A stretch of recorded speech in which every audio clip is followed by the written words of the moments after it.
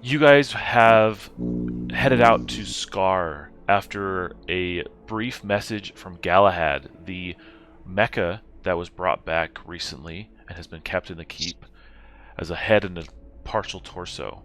He was a power source made by a stranded warp shell crew that has been powering the Shrouded for some time. Um, After that daring rescue and getting him back to the keep, you guys have been investigating him, kind of exploring options, whatever, but he's been kind of power saving for a while until he provided a message, a cry for help to gather parts um, to rebuild his body and to continue on his path of revenge, since his plea to kind of end his misery was ignored in the original venture. So now, since he continues to live, he plans to seek out revenge for the warp shell crew that betrayed him. He has some general data on perhaps some fallen warp shells or spaceships, perhaps not a warp shell but a spaceship that has been crash landed or shot down over the years, but it's unfortunately deep within Elven Territory. You're going to have to cross through that Elven occupation line to get to the location. Through some scouting effort as well, you were able to find out that there is a small pass that's only being lightly guarded over a bridge by a small squad compared to other areas. That might be a good place to cross over, as well as there are signs and tracks of perhaps a Direhorn family group in the area. Now, these elves are not guarding perhaps this particular location. You're just trying to move through it. You've also brought Galahad along on the back of Smiling Elk, who can hopefully help determine what parts you need, how to get them, or bypass any other challenges once you arrive. And so our first scene is, as you've trekked, you finally make it to that small pass. And you can see before you this ravine with this narrow rope bridge. Now again, it appears more open than it actually is. You are in cover. You have you can see this from the other side of the ravine, that this elven camp has, about 10-ish elves all guarding up in their camp, set up on the other side, patrolling, making sure anybody who crosses that bridge is seen by them. You see most of them are camped out around a fire. You see some camping out by the commander's tent, as well as you see some horses and some wolves on the far side.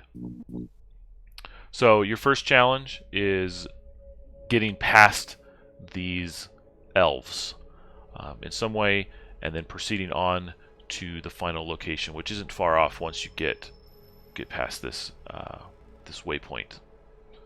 So what we're going to do is we're going to roll initiative just to establish our turn order. So if everybody could give me a d20.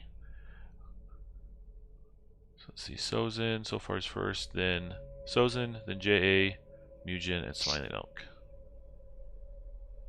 Sozin, Mugen, J.A., Smiling Elk.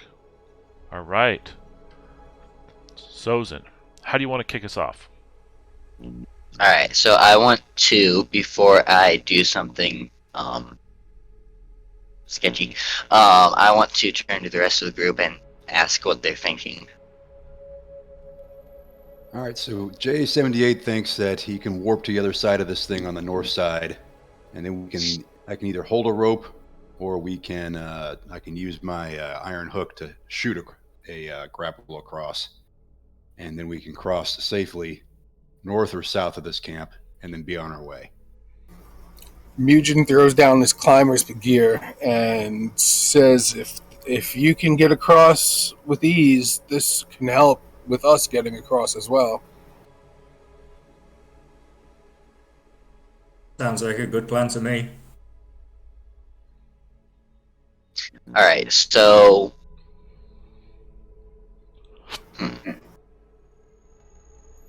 I can also float people across. It will just take maybe a while because I'll have to cast it once per round. Maybe you can float the rope across. I think someone would have to carry it, because I don't think I can quite control what I'm floating. How long does it take you to float? If I can make the roll, 1 round. And if you can't control the rope, what makes you think I would want to be in the air? Yeah, so I guess Nugent will start hammering one of the pythons into the dirt here on this side and locking it in, roping it off, and then he will get ready to be airlifted across. Okay. So, I want to start walking across the bridge. Okay. So, yeah, it's fairly wide, so you can get about halfway and still take an action. Okay. If you could run the full distance without an action, as just a dash. What are the elves looking at? So currently, they are looking at their fire. You see the commander speaking to probably a more arcane-looking one. And it looks like the wolves are just kind of laying there. We're going to roll twice. Once for the elves, which will be just against the 14. And then once for the wolves, which will be easy. Okay. So, Nice. the wolves are fast asleep. They'll take an extra round to get involved if anything happens. But the elves all of a sudden see something, and with their elvish eyes are able to kind of pick out you moving across. And someone says, "Oi! Who goes there?" So I want to keep moving across, and once I'm to the other side, I'm going to wave and say, "Hey there, how's it going?" Okay. Alright, so they're gonna move up. It was like, what brings you here? We weren't told of anybody traveling through this area. I'm not from around here. I'm searching for some parts for a friend of mine. Parts? Parts? Parts. What kind of parts?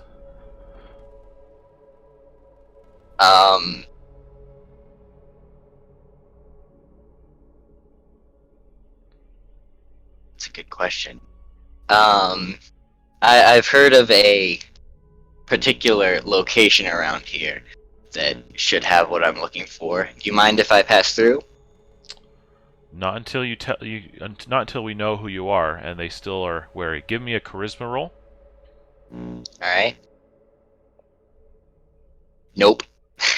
Yep. So they are very wary of you, and so they're gonna maintain their ranks with their weapons drawn, bows strung. Okay. Alright. JA-78. You see Sozin brashly move across. Assuming he's creating a diversion, what I'm going to do is I'm going to use my battle standard on me, and what I'm going to try to do is dimension jump to the other side, Okay. on the north side of the ravine. So if I can do my clicker here. Okay, Right around sounds that good. area.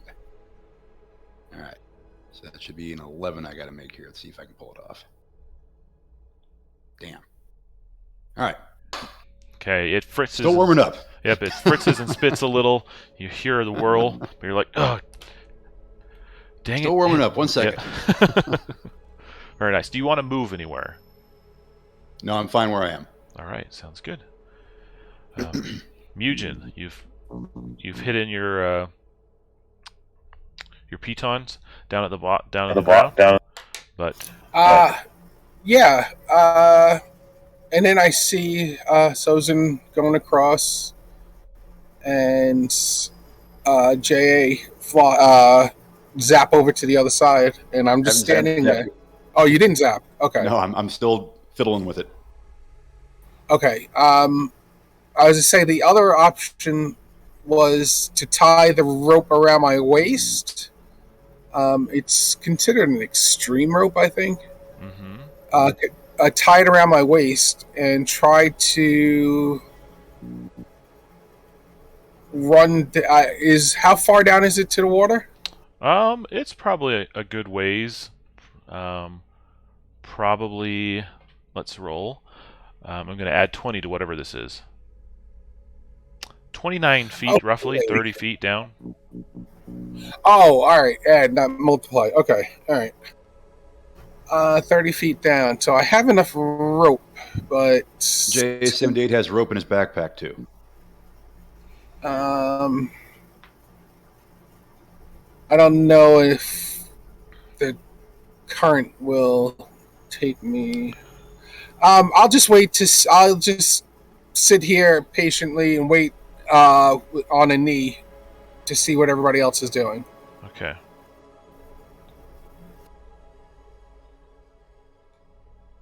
Okay, that brings us to Smiling Elk with Galahad upon your back. I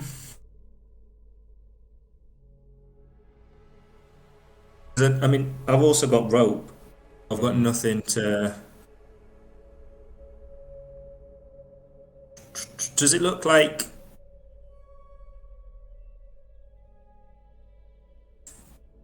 With Vine Whip, I can grapple an object. Is there anything that I could try and grapple across the other side?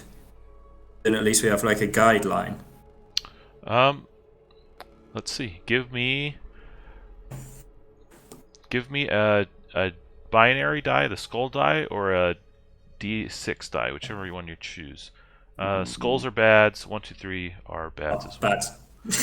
There we go. So no. Yeah. So yeah, everything like the closest thing would maybe be this rock, but then you're literally right next to the wolves. Everything else is pretty small beans. There's not like a tree or something sticking out of the wall, so it'd be risky at best.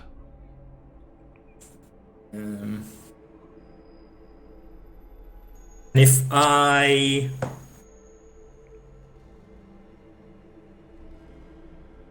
not an elf, so that's not going to go down very well. If I went to the middle of the bridge, is the edge like where the bridge meets the land? Is that within near? So if you're here in the middle, the bridge edge is the edge of near. Okay, so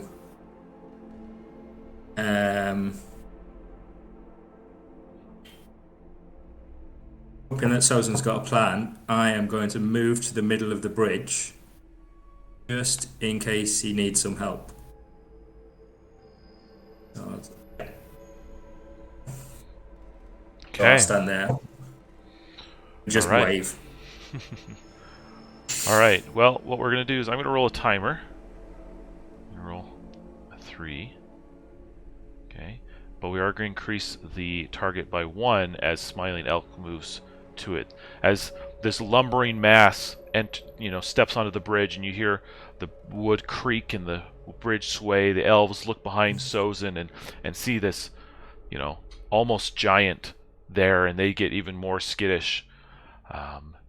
Raise their bows a little higher, their swords come further out of their sheaths as they like who's that as well? Who are you? What are you both doing? Pay no attention to him, and then I'm going to bow and say, my name is Sozin, at your service. And if they don't stop me from walking over, I'm going to walk a little bit over and crouch down and start petting one of the sleeping wolves with my left hand. And I'm going to say, what?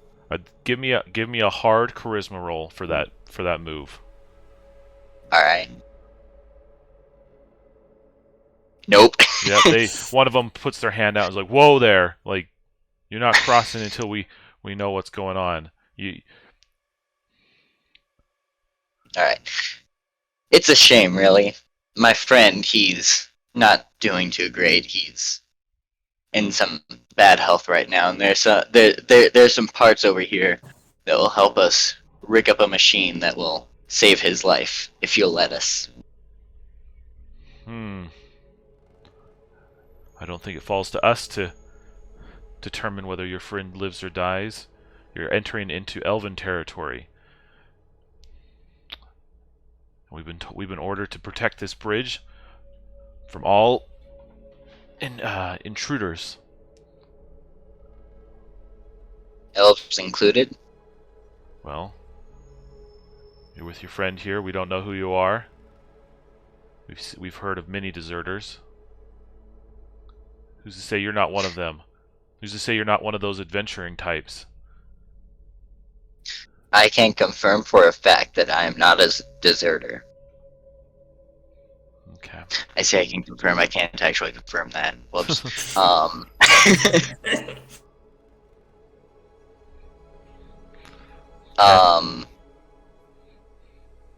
Yeah. All right. You can see the commander is now beginning their approach, and they'll reach out and talk to you next round. Is there any action other than moving around that you wanted to take? I'd like to use a mark of chrono to stall this timer. Okay.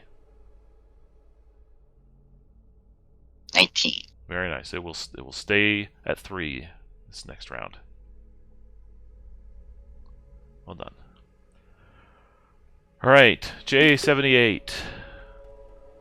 Okay, so this roll should be easy now, so I shouldn't have to use my battle standard on it, right? Correct. All right, so I'll give my battle standard to who's next in the order here. Mugen, you can get my battle standard this time. So your next roll is going to be easy, whatever that roll is. Nice. So I'm going to try to jump. I'm going to try to port across somewhere up in this area right here, and see what happens. Ooh. Nope. Okay. Can you describe that one for me? What happens? Yeah. So sparks are flying out of it. And I'm going, well, this thing looks like it's might need a break.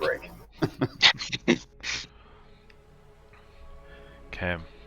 We'll say for the next attempt that you make, it will be hard no matter what. Just for a single attempt. Yeah. Yep. I'm with you. Stay put for now. Okay. All right. The dice are just warming up. We're good. Mugen. You're seeing J78 still fiddling with his machines, his parts, his prototype warp drives and things like that. Warp tech. What do you want to do? Mugen will, if he has any cover, he will go bare and just slide off the side of the edge and start making his way down into the water. Okay. All right. Cast that spell, and then you can probably get there in one turn.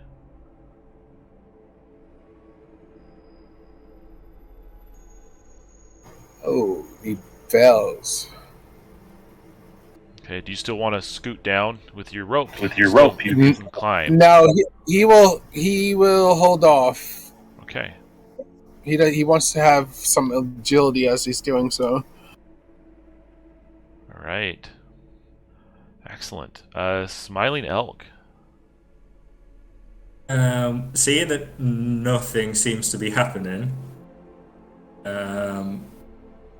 not wanting to look threatening, all I'll do for now is knowing how Sozin speaks, it's probably best if I cast regeneration on myself.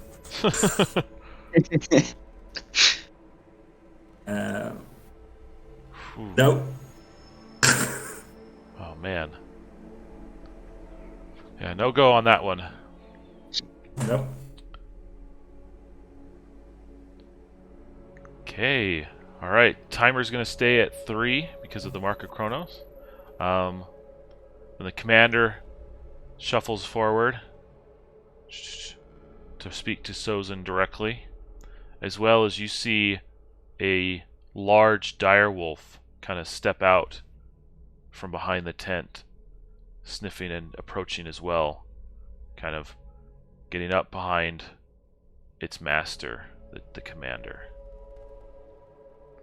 She introduces herself as Esta. She hasn't seen or known of you before.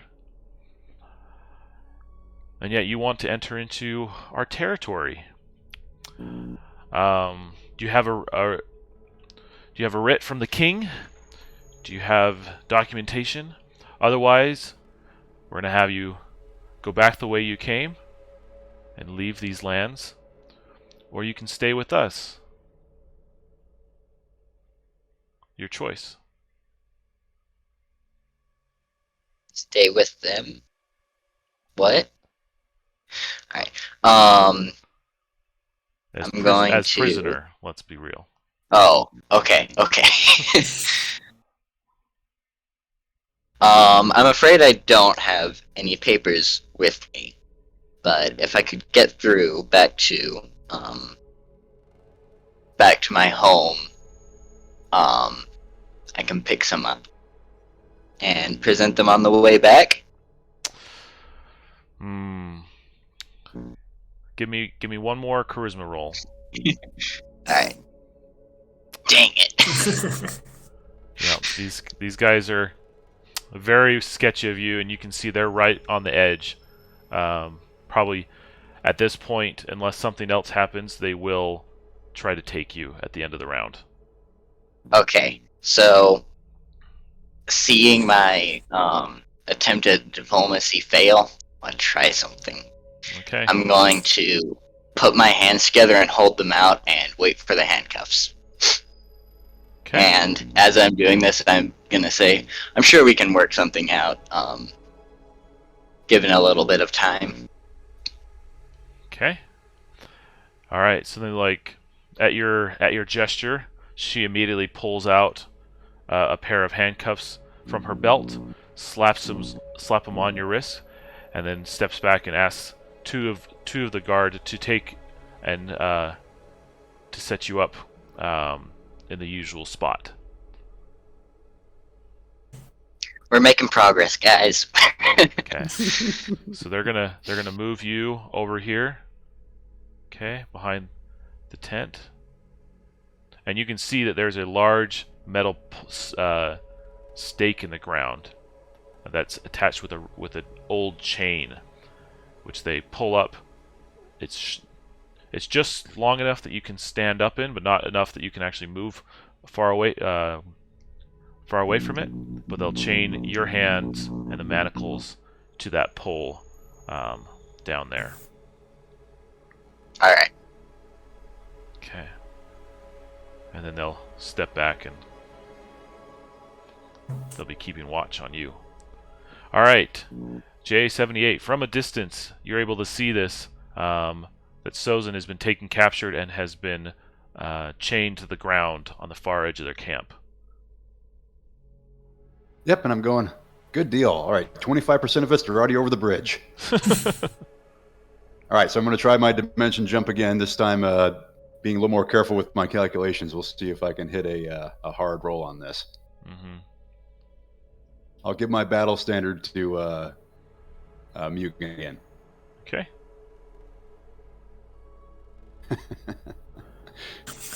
This is not playing very well today. I got the blue screen now. It's like, oh man. Dang. Those are the worst. Okay. Do you still want to stay where you're at? Yep, staying where I'm at. Okay. All right, Mugen. Mugen is going to see the arrest take place, and he is going to pull up the rope and not really pack it away like it should be, but he's going to put it in his bag and at the same time kind of pull out the python. Mm-hmm. And he's going to make his way towards the end of the bridge. And if he still has an action left, he will cast regen on J8 and be like, I think we might need to get over there as soon as possible. And that will be his turn. Okay, cast that regen.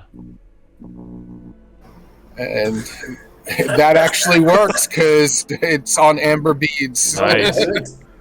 Okay, so starting next turn, or next round, Oh yeah, it's that's right. It's D8 for yeah, or 4 turns. Yeah, Yeah. right. Okay. All right. Smiling Elk. Oh, and take a hero coin, Mugen, for getting that spell off. Anything working. Anything works.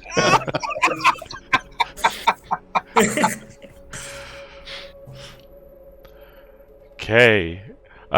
Smiling Elk, you see Sozin get manacled and walked away, but you also hear the other elves after he leaves calling out to you, and they say,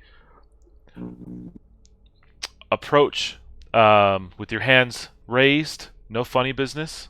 You and your friend can stay with us until we figure out what to do with you. Otherwise, we will shoot. Well, Smiling Elk will put his hands up, walk to them, and as he's going, will also try and cast regeneration on himself again. Okay, it's going to be easy. Oh, there it is.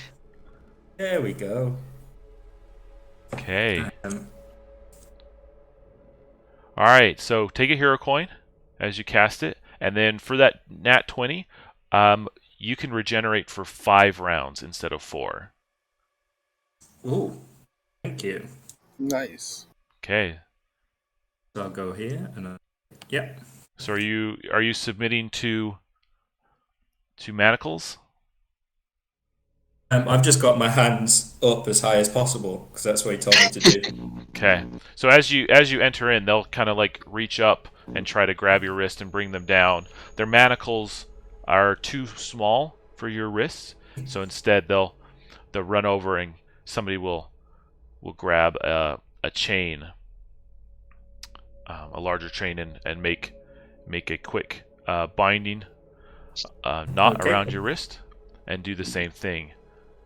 Give me let's see. Give me a dex check for Galahad to remain kind of unnoticed on his back. So just a flat d20. No. Okay. As you turn to like give it let away, the commander sees what you're carrying and says, "Hold it, hold it." And she'll kind of remove Galahad from you and like examine it and then take it back to her tent. Okay. I'll growl but not do anything at this time. Okay. Alright. The timer's going to drop from 3 to 2. And then that's going to bring us back to Sozin. Before Alright. Sozin goes, are we going to murder everyone here? Is that the intent? That's not my intent, but Okay. it might end up there. The way we're rolling, I think Yeah. either one group or the other is going to die.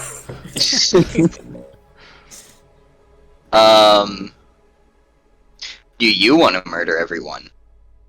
Well, J78's a little bit fired up because they took G4L, 4H4D, and put him in a tent over there.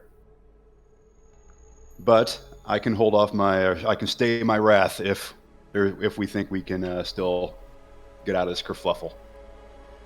Alright. So Mugen and J78 have not been noticed yet, have they? No, not yet. They've been. You can see as like Smiling Elk and Sozin are taken away, and the commander walks back to her tent. That the rest of the group kind of spreads around.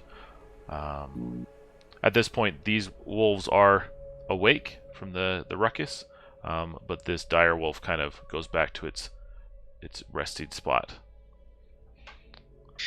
So as they kind of disperse, Sozin's going to look around and start fidgeting a little bit. Say, there's not a whole lot to do around here. how about a story? And I want to try and get all of the elves around to, like, come over here. Okay, give me that charisma roll. Is it easy? Nope. No. It doesn't matter if it was easy or not. Dang. Words are falling flat. Like, these guys have definitely not done anything. Like, they're doing their job. They've threatened you when needed, but like they're not harming you. But yeah, they are very wary of you guys being unknown, right on their territory. Like, they're here to guard this bridge. So, but yeah, they're looking at you, and one of the guards like, look, you know, like, quiet, you know, no funny business. Sozin nods and pulls his hood down and tries to lean back as best as he can, and just kind of sits there. Okay. All right, JA78. All right. So, again, confirming we're not murdering everyone, right? I mean, if you want to. All right, so I'm gonna use my battle standard on myself here, and I'm gonna try to portal jump over to this north side again. I'm gonna try to keep going with that plan. Maybe I Okay. can distract him and get him going here. All right, let's see what happens. Finally. Very nice. All right, so I finally blip over there. Does it make a loud noise or anything to, like, if you're trying to draw their attention in that way? No, it just Blips. just like kind of like one second I'm there, and the next second maybe you smell a little ozone, and I'm in the next place. Okay, just make it sure. Yeah. Okay. And so now that I'm over here, if I still have something I can do, I would Sure. like to try to get the rope over to Mugen, or at least the other side, if he's Sure. ready to receive it. You can tempt that one. Take a hero coin as well for sticking through your warp drive malfunctions. All right. But yeah, you can toss a rope over to Mugen as well. So let's Okay, do you need me to roll anything, or it just happens? No, we can say this happens. You're not under duress by any means at the Yeah. moment, so Yep, so got a rope over to him. that's a very big rope, but it makes it across. It's a rope nonetheless. And I say, there we go, now we're 75% over. All right, well done. All right, Mugen, the rope has been cast back. You now have a secondary path across the bridge. Mugen will shuffle back over towards the rope, grab a hold of it, and do their underneath like rollover, and just start crawling across. Okay. Because you're not under duress, you can just make it across.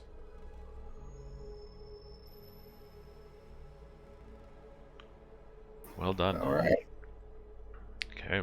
Is there an action you wish to take? Action. I will cast regen on my stuff as soon as I tuck behind a bush a little bit. Okay.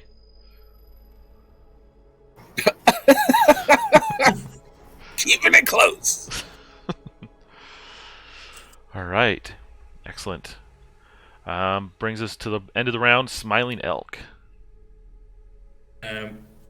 First things first, I will lean over to Sozin and say, do you have a plan? I always have a plan. Am I going to need to punch people? Maybe. For now, Smiling Elk will, with his arms, so his hands are chained. Is he nailed to the pole? Yes.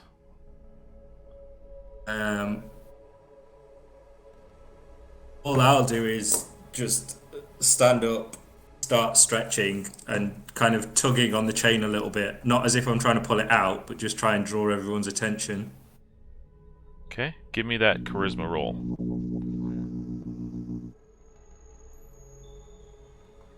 Oh, it's flat, so no. Okay. Oh, So they noticed you and it's like, "Oi, what are you doing?" Just need to stretch my legs. As you've seen, I'm quite tall. It isn't a comfortable position to sit in for too long. Good.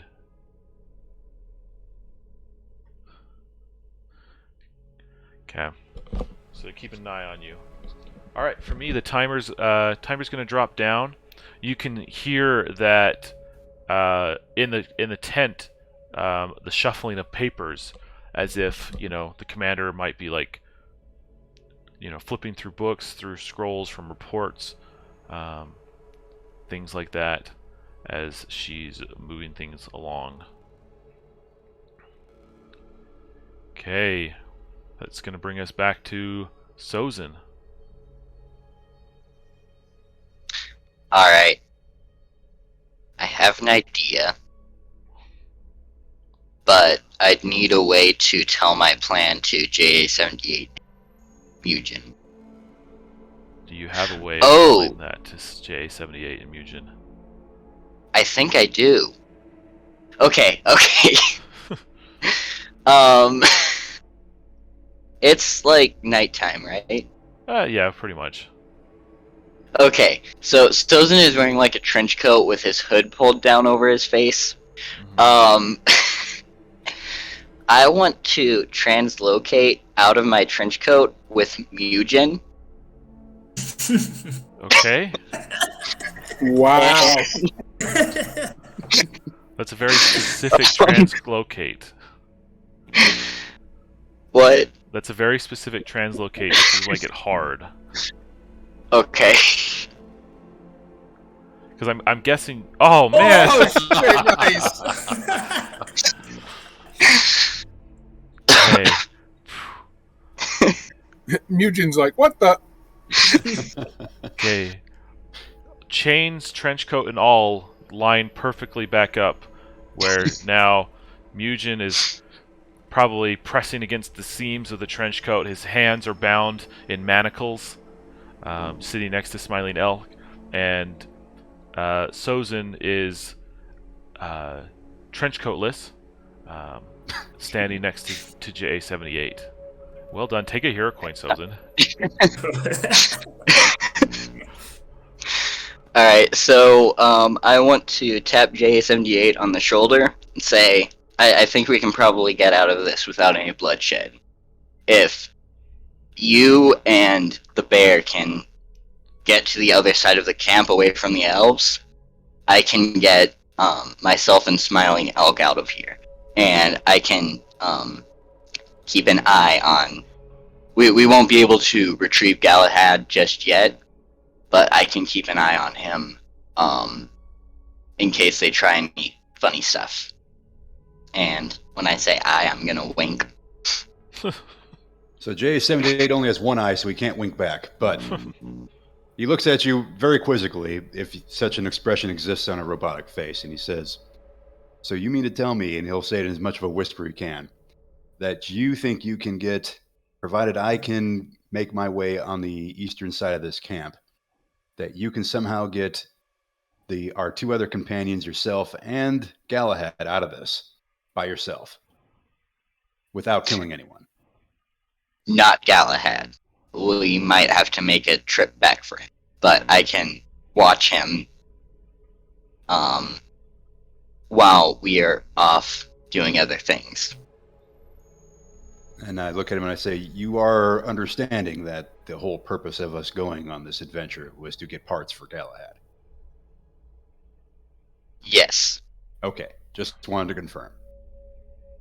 And I will say, "Okay, I did see you erupt from the belly of a demon earlier, so I will trust that perhaps you know what you're doing." Maybe. So I'll agree with your plan, and what I'll do is when it's my go, I'll start moving east. Okay. All right. I believe if there's nothing left for Sozin, it would be your turn, J78. All right. So what I'll do is basically, I'm going to be heading north, kind of around this little rock face area right here, and trying to make my way over to basically the road on the far side. Okay. I'll just go slow. I'm in no rush. Okay. Sounds good. So you can probably get there in 2 more turns. Okay. At this pace. Perfect. Is there an action you'd like to take? The only other thing I'd like to look out for is one, give my battle standard to Mugen. And am I pronouncing your name right? Is it Mugen or Mugen? Either is fine. Okay, I'll just keep saying Mugen then. And I think, other than that's it for now. Okay. Sounds good. All right, Mugen. I mean, I'll be on the lookout for good paths and stuff like that. But Very nice. Yeah, by the time you get through there, you'll be able to kind of have a clear path to make it easier on the way back if you need it.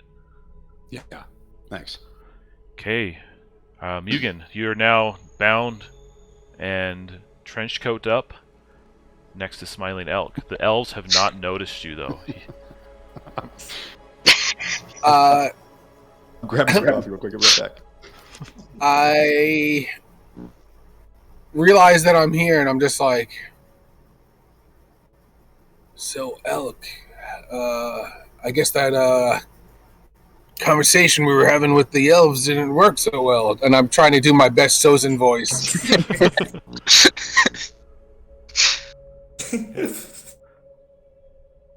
I think Elk would just carry on regardless, just because no one would assume that you swap places. So it would be like, nope, obviously not. Your plan was stupid. Oh well. And he'll kind of like give a peek around to see what elves are around him and what's about. But and I guess he'll just sit there and sigh.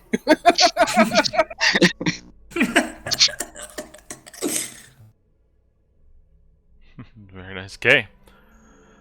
All right. If you don't want to take any action, Smiling Elk.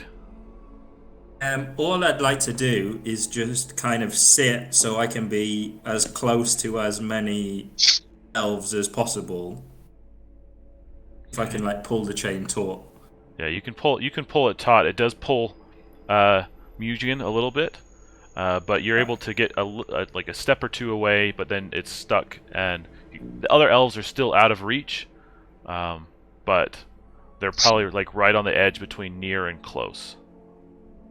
Okay. And I'll just sit down, shake my head at what I think is Sozin, just go, this was the worst plan ever. Just tell me now, what are you trying to achieve? Look me in the eye and tell me what we were meant to do.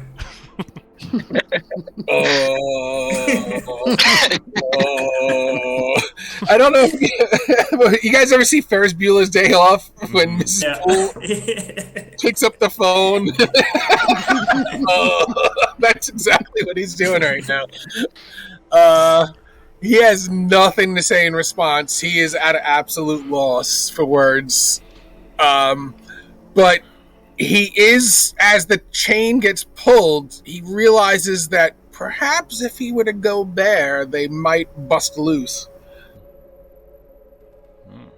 Okay. All right. Well, coming back to me, the timer drips down from 1 to 0, and all of a sudden you hear this cry of excitement from the camp. You say, "Ah, yes! I knew it! I knew it!" And the commander comes out carrying Galahad under her arm, and she says, like, "Somebody, quick, grab a horse! Grab a horse!"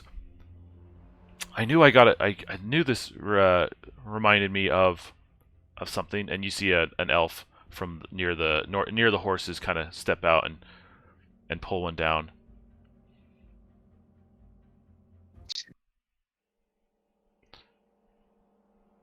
And J78 is feeling really murdery now. Yeah, I'm gonna call J78 back. Yeah, they say, quick! The commander is looking for this thing. and she kind of stows it on the horse's saddle, and they tie it down, and they say, "Quick, as fast as you can ride to command, and get this to them, and tell them that we found it, And then they have a yeehaw, like rises up on its hind legs, and the elf and the horse go galloping off about halfway.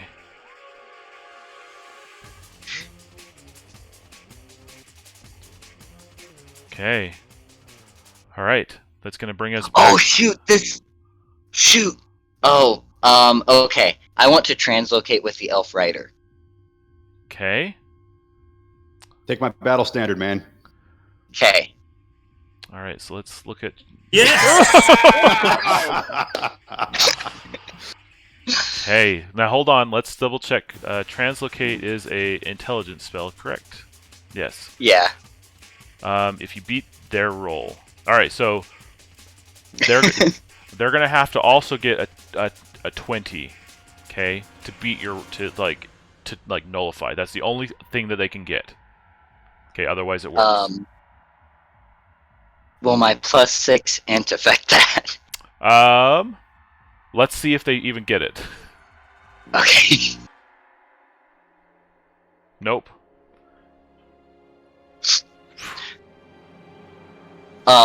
Before I portal away, though, I want to tell JA78 to I'm gonna turn him right before I vanish and say, kill me in a minute. And I'm gonna switch places. Okay.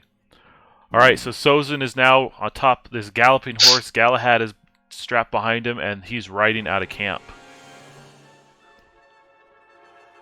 Alright. Everybody else, give me a direct wisdom roll to see if you're aware of this change, because it's out of sight.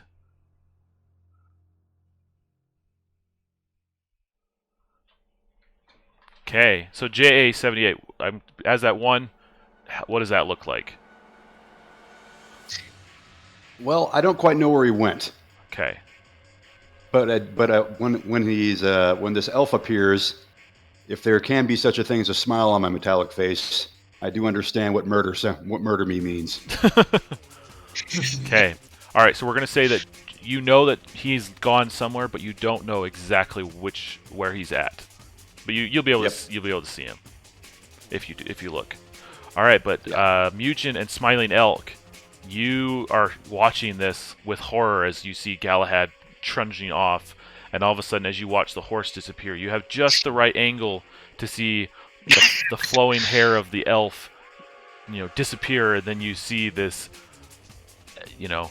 trench coatless elven, man take his place, and you know Sozin's tactics well enough to be like, oh yeah. Okay. Excellent. Sozin already has a hero coin, but would earn one otherwise. Okay, GA78, that brings us to you. All right. So, murder is something JA78 does very well. So, he's going to go right up to this elf. He's going to pull out his, basically ignite his ion sword. And this confused elf is about to get an ion sword right in her throat. Okay. So let's see if this works. Yep. 10 plus what's my strength? 3 at 13. Okay, she's not aware of you, so I was going to say we'll make it easy. So yeah, deal damage. She gets a ion sword up in her throat. All right, let's see. 6 plus 4, 6. Okay, so she takes 6 damage. You can add my hero coin to that. Sweet, and that is how much? D12. 12. Yep, Nice. she is dead. One swift blow from the ion sword with the gentle humming as it cuts through the air, and she falls. And the smell of burnt flesh makes JA78 smile even greater if he could. Now he's going to start making his way into camp and murder the rest. Okay. All right. Mugen, you see that the wolves have kind of heard something. They've stood up, and you can hear them starting to howl as they start kind of barking, and as if they've smelt something burning. I assume at this point Elk is starting to get the idea that Sozin's not next to him. So as he turns and looks at me, I smile and go bear. No. I Smile. will use my hero code. Okay. No. I will just smile. Just continue to smile at him. Do you want to use my hero coin? No. This is continuation from last night. And I'll just kind of like give the chain a tug and be like, you want to help me with this? And that will be my turn. Okay. All right. That brings us back to Mugen. Smiling Elk. I think that if I were to turn into an elk, would be able to slip out of the chains. Oh yeah. Then I will attempt to turn into an elk. I will look at Mugen, realize finally what's going on, smile back, and also not do anything. Fine. I'll use my hero coin. I'll try and reroll it. Ooh. Okay. Can you describe that one for me? I think Smiling Elk just cockily just concentrates really hard, goes to smile, thinks he's already turned into an elk, and obviously goes to headbutt everyone with his antlers without having antlers or even an elk head, and just kind of falls over because he's still chained to the ground. Okay. You're gonna take 3 damage from the chain and the fall, Okay. and any kicks or, from the other elves as they freak out at what you're doing. I should say because I've been counting down the rounds, so this would be my 3rd round with regeneration going for 5 rounds. Okay. Yeah. Give me a D8. 1, yeah. Better than nothing. The Dire twins are in dire straits. Okay. All right. We're gonna roll. I'm gonna avoid that one. We're gonna roll a timer of 2, but the wolves are gonna start. One of the elves has kind of like walked over, seen what's going on, and they're gonna make their way up towards JA, and then they're gonna pounce on you. Okay, so let's just go with a group of wolves +4. Nope, they cannot get purchase on your metal armor, so they just kind of bounce off of you and growl around you as you're slowly surrounded. They better start whining. Okay, so there are technically four wolves here, so I'm just gonna.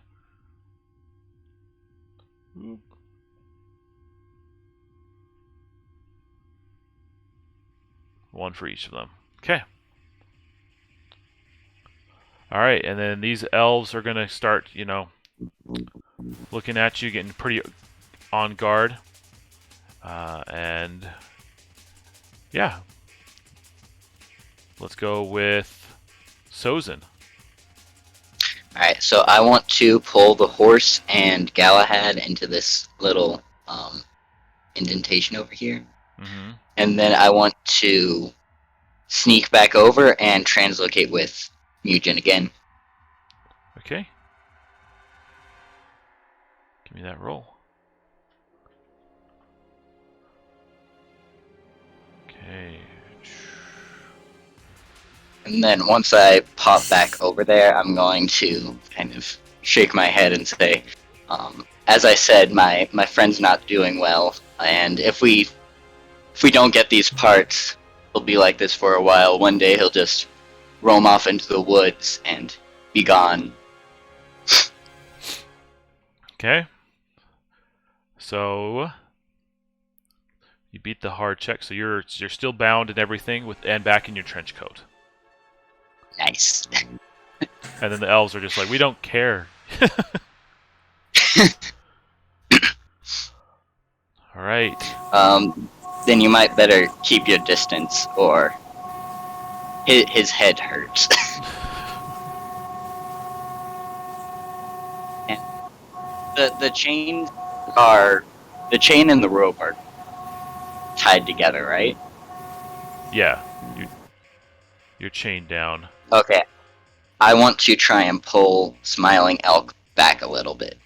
Okay, that's fine. You can he's not unconscious or anything, so you guys can step back. Okay. All right, JA78. All right, I'm going to try to dimension jump to where Sozin and Smiling Elk are. Okay. Use my battle standard on myself.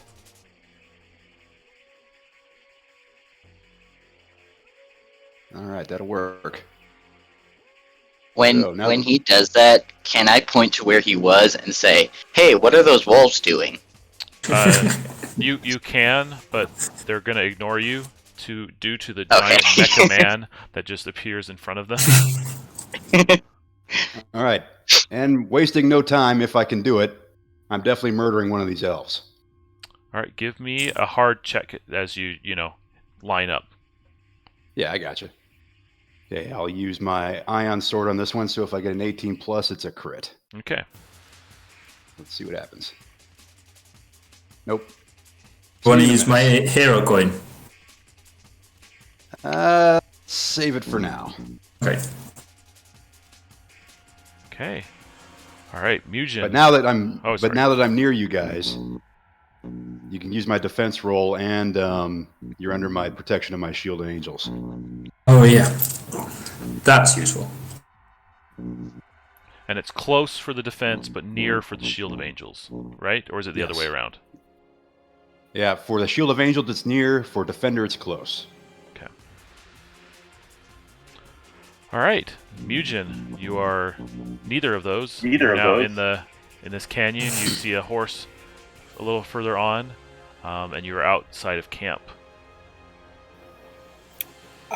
He is going to give a glance around. Like again, he's starting to get a little bit dizzy, and he is going to die a bear. Wow!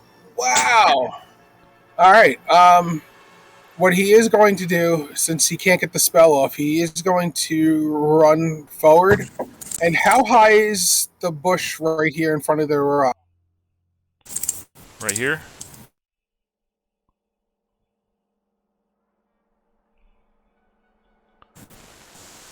It's probably just a normal sized bush, so I mean, you can duck into it. How about climbing the rocks? It will probably slow you down a little, but yeah, you can get up to it. Okay. So you can probably get up to there on your turn and still have an action, but you tried to cast a spell, so. All right, yeah, that's what he'll do, and that will be his turn. Okay. All right, Smiling Elk. This time I'm going to try and turn it into an elk. Yes, finally, a successful roll. Okay. So if that has also got me out of my chains, correct. I would like to move forward, so that I am.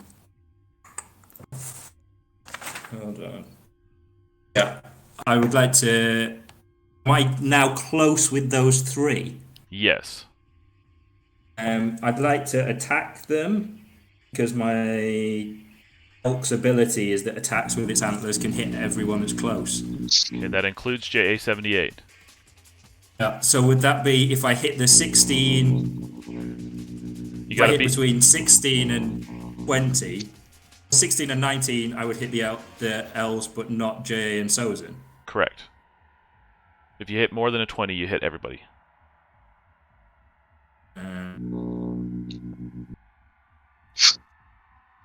Well, given how I'm rolling, I'll go for the 20% chance. Oh, don't hit anyone. So that's fine. But at least I'm a big elk now. You are a big elk. Yeah. All right. Timer's going to drop from 2 to 1. The commander steps forward and is like, "What's going on here?" And she starts to pull out her sword. These archers are going to step back, and they're going to shoot. One of them's going to shoot at JA78, and one of them's going to shoot at Smiling Elk. Okay, so 1 on JA78. Okay, that is not a hit. They've got a +2 to their rolls.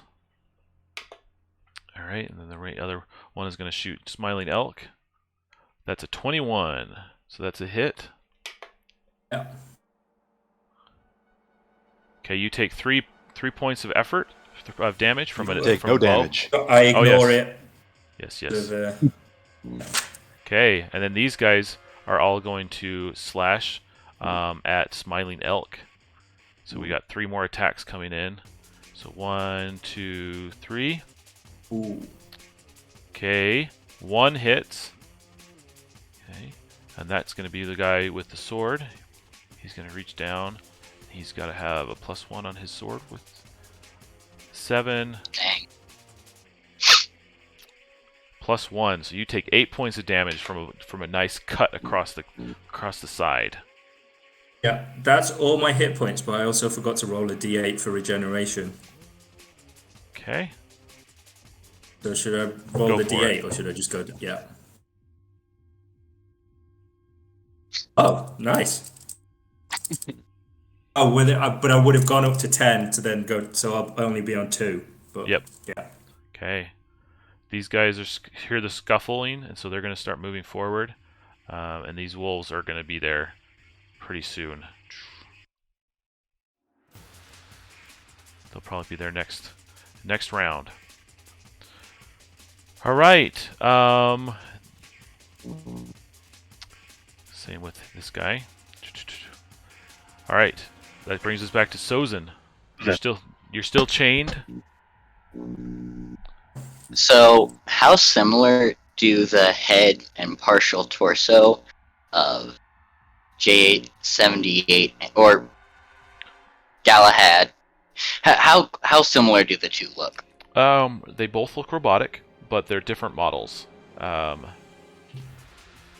So, like, you can see similarities, but you can,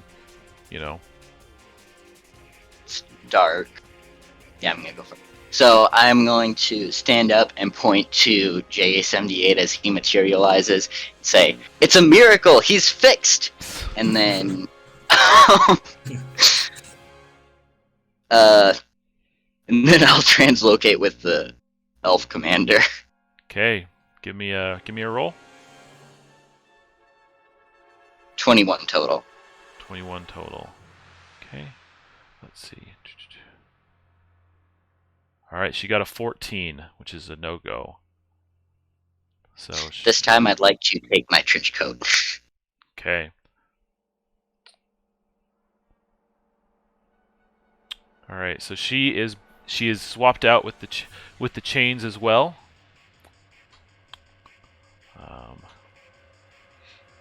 Okay, but you can hear her quite upset as she realizes what just happened. And I'm gonna move into the tent where no one can see me and pull up my hood. Okay. All right. JA78. All right, battle standard goes to me. I'm going to move behind the commander, have my ion sword basically at her throat. She's defenseless sitting right there. Okay.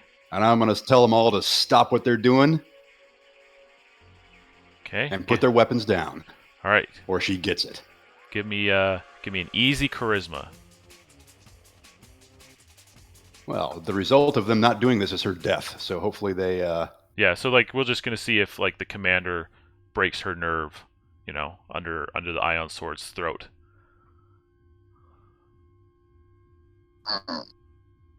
Okay, and I'm going to roll her charisma.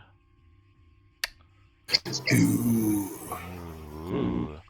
So you can see that she doesn't want to say anything, but she kind of like freezes up, and the other ones kind of like step back a little bit as they're waiting for a command from their leader. But she's kind of grinding her teeth as she's debating about what to do. Well, she can grind as the heat of that blade starts to melt some of her flesh on her throat. Mm-hmm. Okay. So yeah, at the moment they are paused.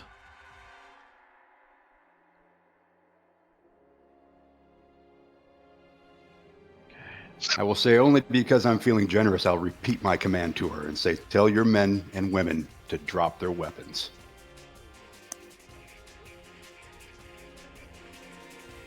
Okay. And she finally breaks and says, fine. Stand down. Stand down.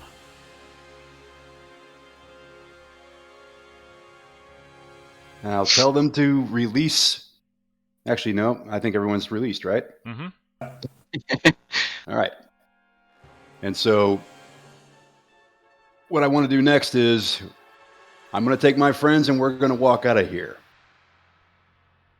He says, I need you to come with me. And can I take her chains and take them with me? If you want, yeah. Okay. So basically holding her as hostage, what I want to do is take her and kind of back away with my buds here towards the path to the east. Okay. You can see that they're all on guard, but not moving. You can see her wolf snarling and growling loudly. Mm-hmm. Okay. I'll call out to my buddy Sozin there and be like, Sozin, we're leaving. And stick a That's my hand turn. outside the tent, a thumbs up. Okay, you gonna kind of come out, Sozin? Yeah. Actually, the lady was, or no, this guy was the mage type, right? Yep, he's the mage type. Yep. Okay, so I'm guessing there won't be any books or spell scrolls in this tent. Yeah. Alright, so I will just follow JA. Okay. And I will pet the wolf as I walk past. It's gonna snap With my left hand. It's gonna snap at your finger. Okay. And it's enough. You can see that the dire wolf's mouth could easily like take your arm off up to your elbow. That is perfect range. Okay. Are you wanting to get bit? No. Okay. So you guys can back away slowly. So Mugen, as you see, So everybody... my next turn, what I plan on doing is commanding them all to drop their weapons down that gorge. Okay. Okay. All right, we'll see if we get there at that. If you guys are still there next round. Yeah. Okay, Mugen, you see your fellows moving up the road towards you. What do you do? I hate to say it. I brought the horse for the lady. Hi, lady. Yeah. Mugen's going to grab the horses by their reins, and walk them down the path a little bit and around without getting them too close to dire wolves, and start handing out reins to Sozin, Elk, and J8. Okay.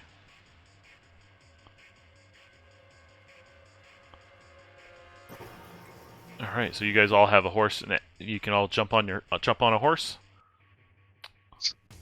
Probably the horse won't be able to take JA and the elf at the same time, so she'll probably need to sit with somebody else. But Yeah, I was Yeah, that's what I was thinking. That There's also we carts. can lay her over the back of a horse.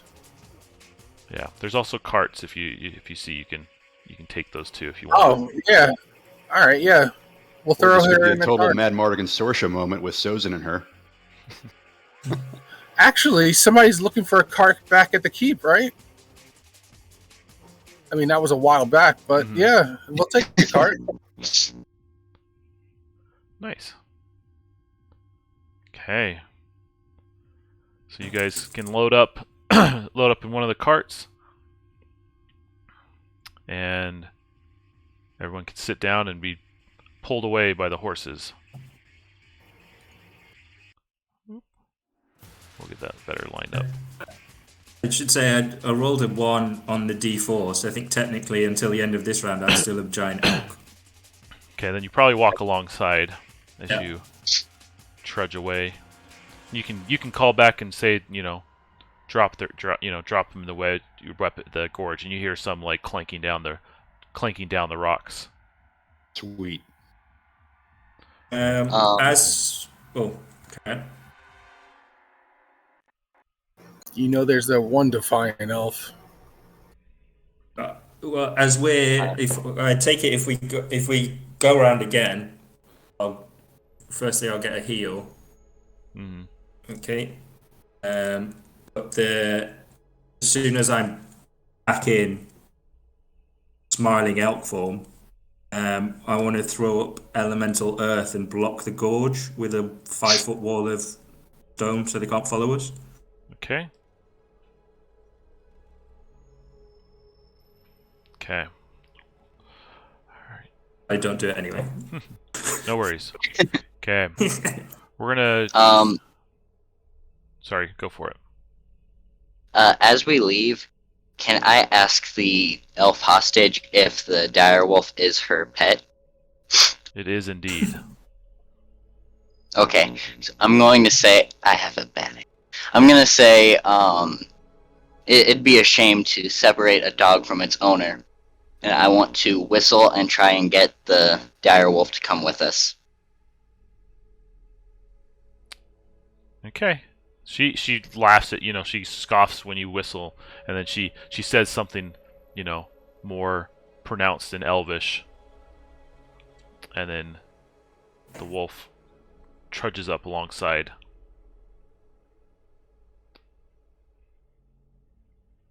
Nice. Still snarling. Okay. All right. We're going to move on to the next. You're able to kind of travel along this cart following the map that you've laid out by Galahad. So what questions do you have? I actually wanted to know the elf leader's name. Esta. Esta? Yes. And what was her charge for guarding that pass? So her charge is just she's part of the Elven army, up on the front, just as a small command station along that ridge line. So just guard Does that. she know? Yeah. Is she from this area? She's from Aphos originally. She's just part of that the Elven occupation force. I'll ask her what she thinks of her new country. It's nowhere near as nice as Aphos. Island of beauty and history compared to this desolate wasteland. And I'll talk to her a little bit about the some of the worlds I've seen, and say, why would you move over to this desert place of Skar? Easiest foothold in Alfheim. Why do that? We've lived on an island for so long. Moving to new lands, getting a foothold in new places. We don't intend to stay in Skar forever. Who would?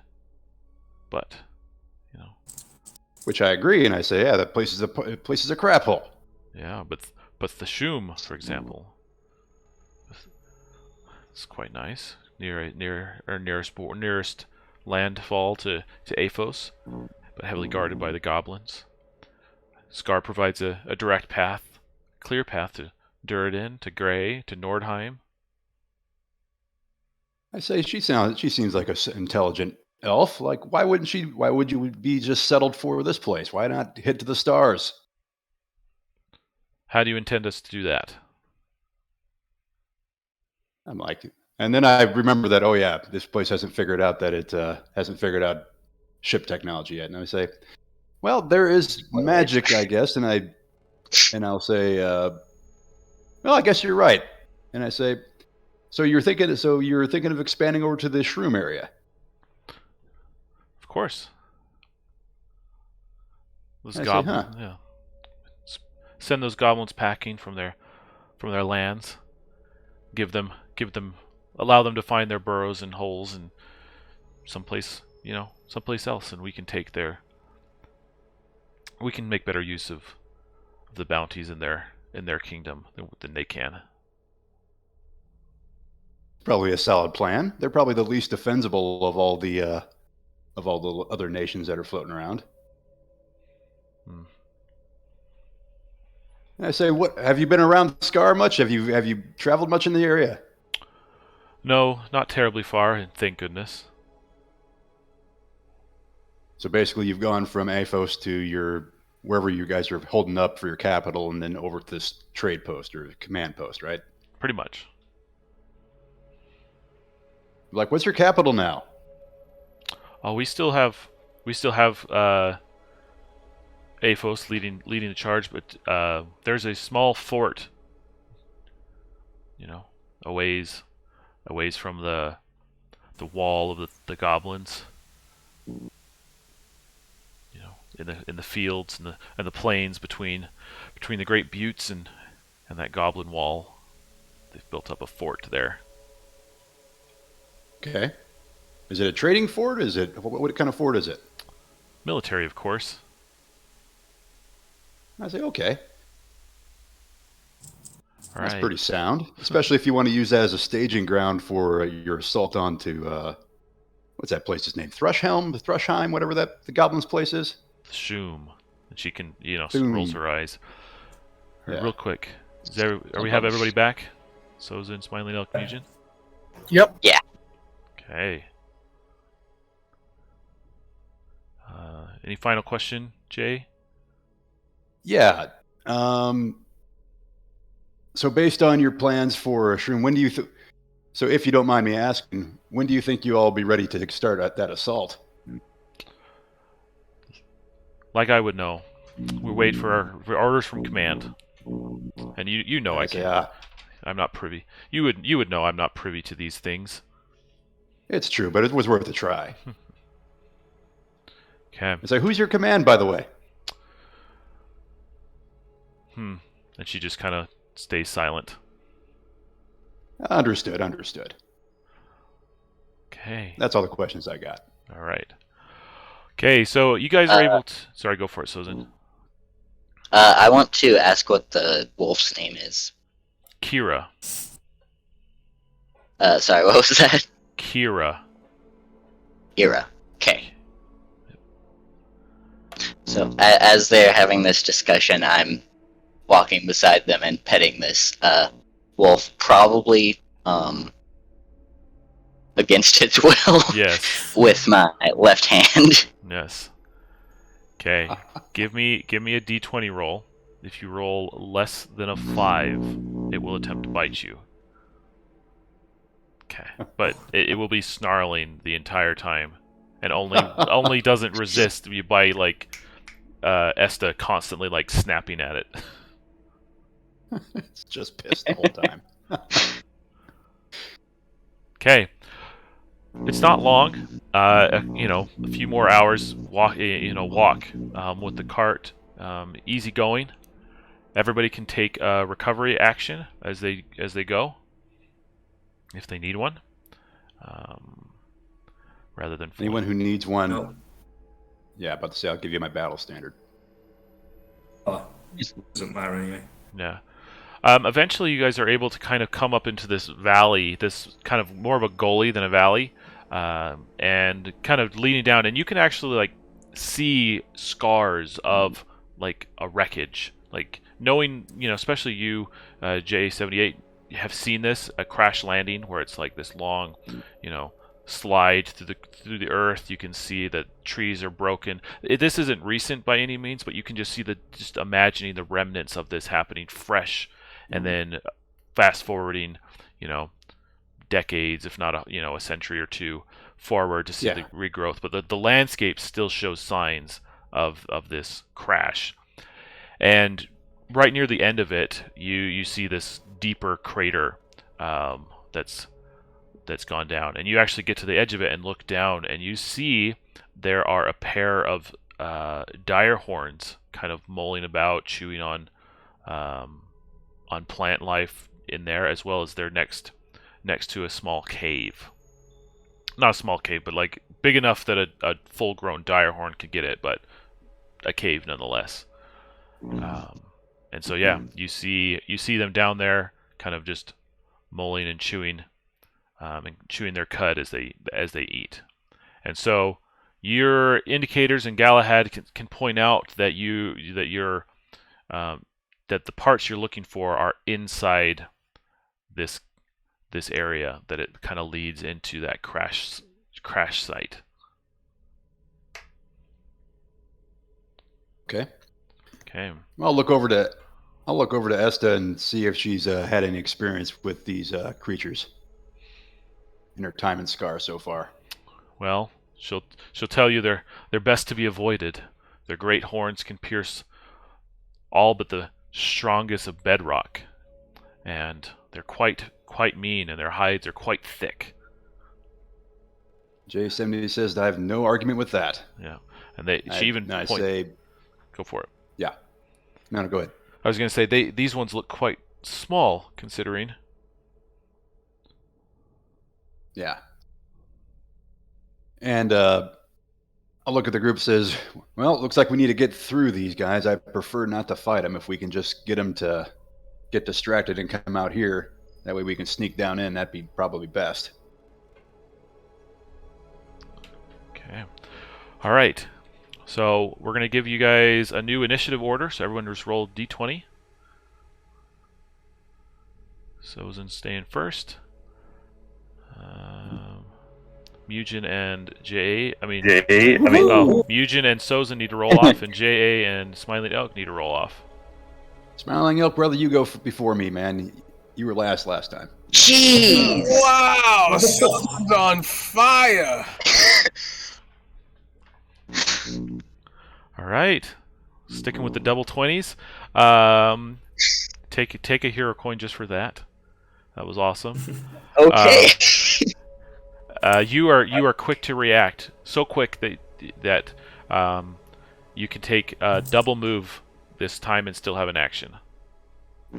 All right. So if we're trying to avoid these guys, I want to cast Azul's Conjuration. Okay. Which does? Not work. It does nothing. Okay. I asked J78 also looking at him and judging by what Esta told us. These are probably young ones. The bigger ones are probably inside still. So we're going to have to make a distraction enough to get everybody out. Yeah, when I found the tracks, it looked like it was a familial group, so where the little ones are, there's normally big ones. Yeah, so recommendation is whoever does the distraction does it on the far end of this while we kind of hover over the mouth of where this cave is and kind of rappel back into the cave. Okay. Yep, and you can see that there's a pathway kind of spiraling down, so getting to here, you're still above the base. And so, yeah, you definitely. My next question is, what are we going to do with Esta and Era here?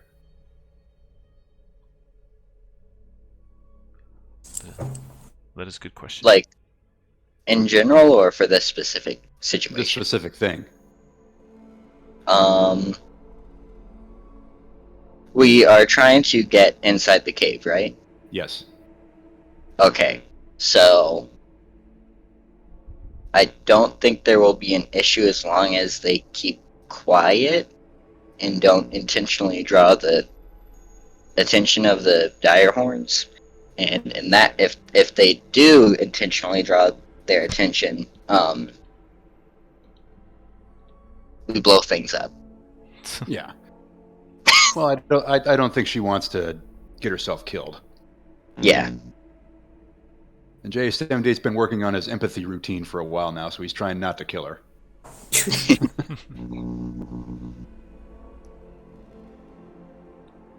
Okay. Okay, so the intent is we're going to bring her with us and the dog.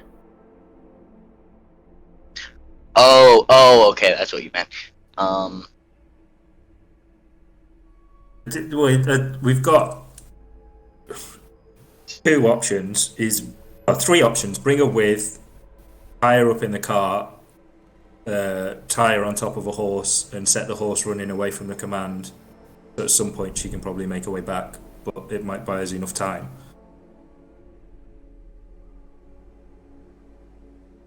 Trick is she knows where we are right now, and when she gets back on a horse, she'll be back with Yeah. some nasty things to spoil our fun. Yeah. I don't intend to kill her.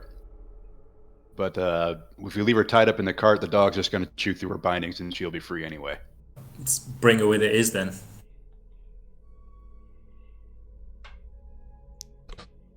Okay. All right, so Easy, just want to make sure we had that logistics tied up before we... You move forward. Get it. Totally get it. Oh.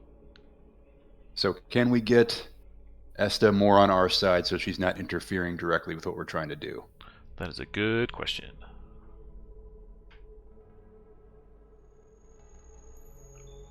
So is there a story we want to drop as to why we're going down this thing and what we're trying to do? She already knows about G4L 4H4D, so she knows that. I mean, Sozen said that we were looking for parts for a friend, so it wouldn't surprise me if she's put two and two together. So would it be okay to talk to her about G4L 4H4D? She said they were looking. They've been looking for him. So the real question is, how do they know who he is? No, they probably don't. If they're working for if indeed they're working for the Zill, or working with the Zill would know who he is, but they would just know him as a power source. So you think the elves are working for the Zill?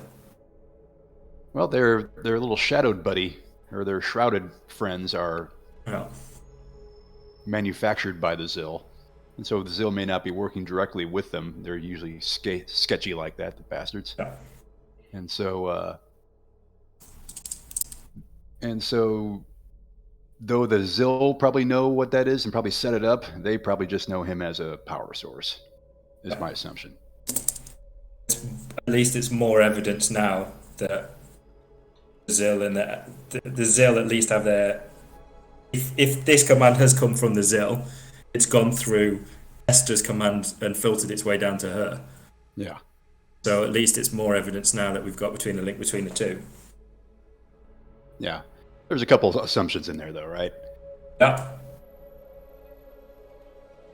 Okay, so before we attempt to get past these dire horns, then, do we want to try to get Esta a little more on our side? Especially if you want to bring her with. It's a better plan than what I was going to go with, yeah. What was your plan? Use her as a temptation on the other side and lure all the things to her. That's going against J78's empathy routine. Yeah.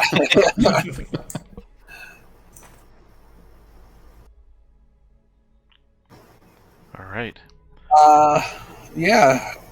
Okay, so I'll give this a shot, and we'll see if this works. If nothing else, she'll just go as an unwilling participant in this little adventure. So I'll ask Esta if she's got if she knows anything about that little robot, or that little piece of robot that's on Smiling Elk's back. I just know that Command is looking for them. Ah, very good. I say one of the things we're trying to do here is rebuild this thing that's on his back, and some of the parts are down here. what I don't want to do is kill you, and what I don't want to do is just set you free so you can stab us in the back later. So we're going to have to take you with us. I need you on our side for this, and then I'll let you go at the end of it. Can I trust you to take you with us? Do I have a choice? Well, the choice is we can kill you. Doesn't seem like much of a choice. True, but you have my word as a starfaring adventurer that I will set you free at the end of this. She just scoffs, but kind of complies.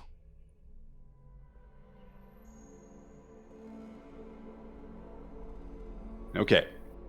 So I'll take that as a compliance enough. All right, so how do we want to get these dire horns to move?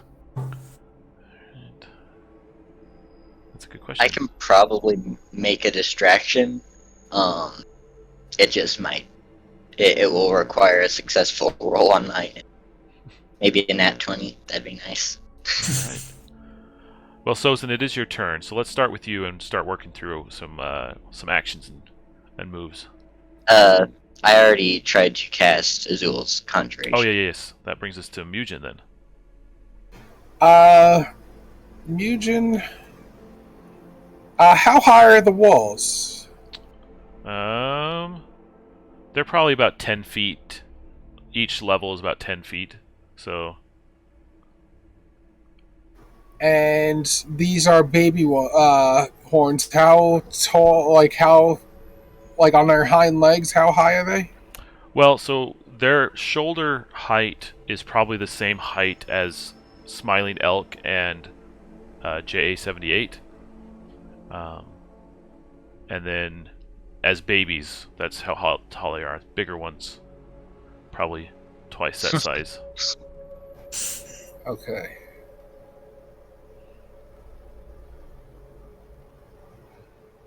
I will tell everybody to get over the hole and set up some type of rope down into the hole. And I'll go to the far side and prepare to be a bear and cause a distraction. Okay. All right. Feel free to move. Yeah, sounds great. Okay. And are you in the gully, or are you standing on the top rim? On the top rim. Okay.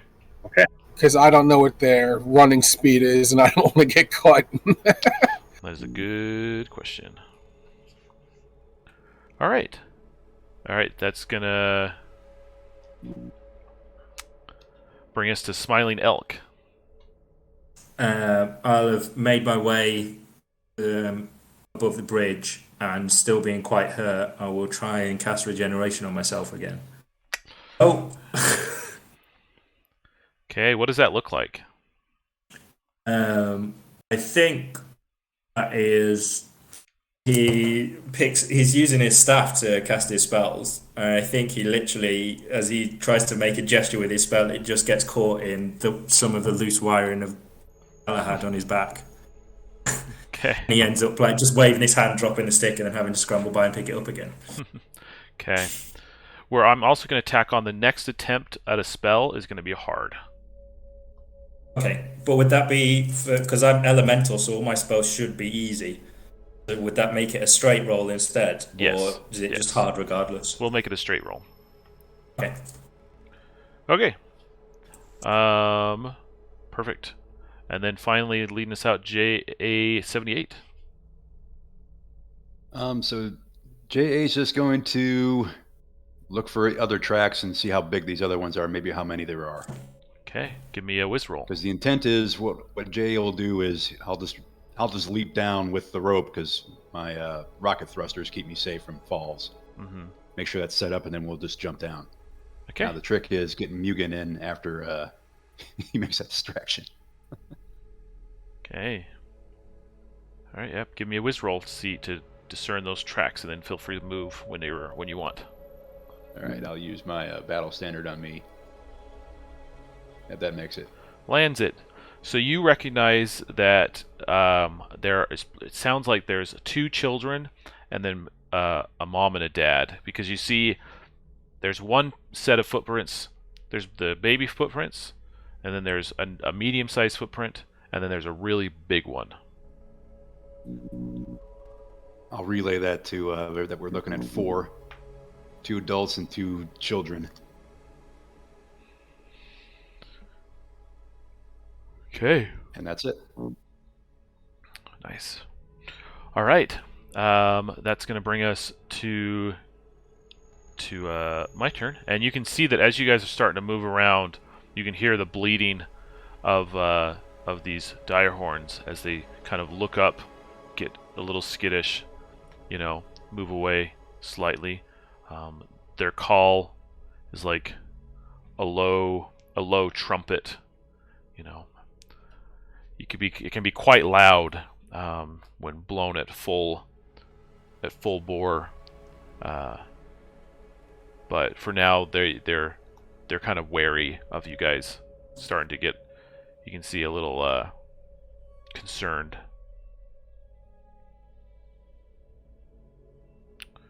Okay, Sozin. Okay, so what you're saying is that they saw us move to the that side. Yeah, I mean, like it's a pretty open gully, and so they've seen you guys move around, but they're not like attacking you yet. Yeah, what do dire horns eat? Plants. Plants? Yep. Okay.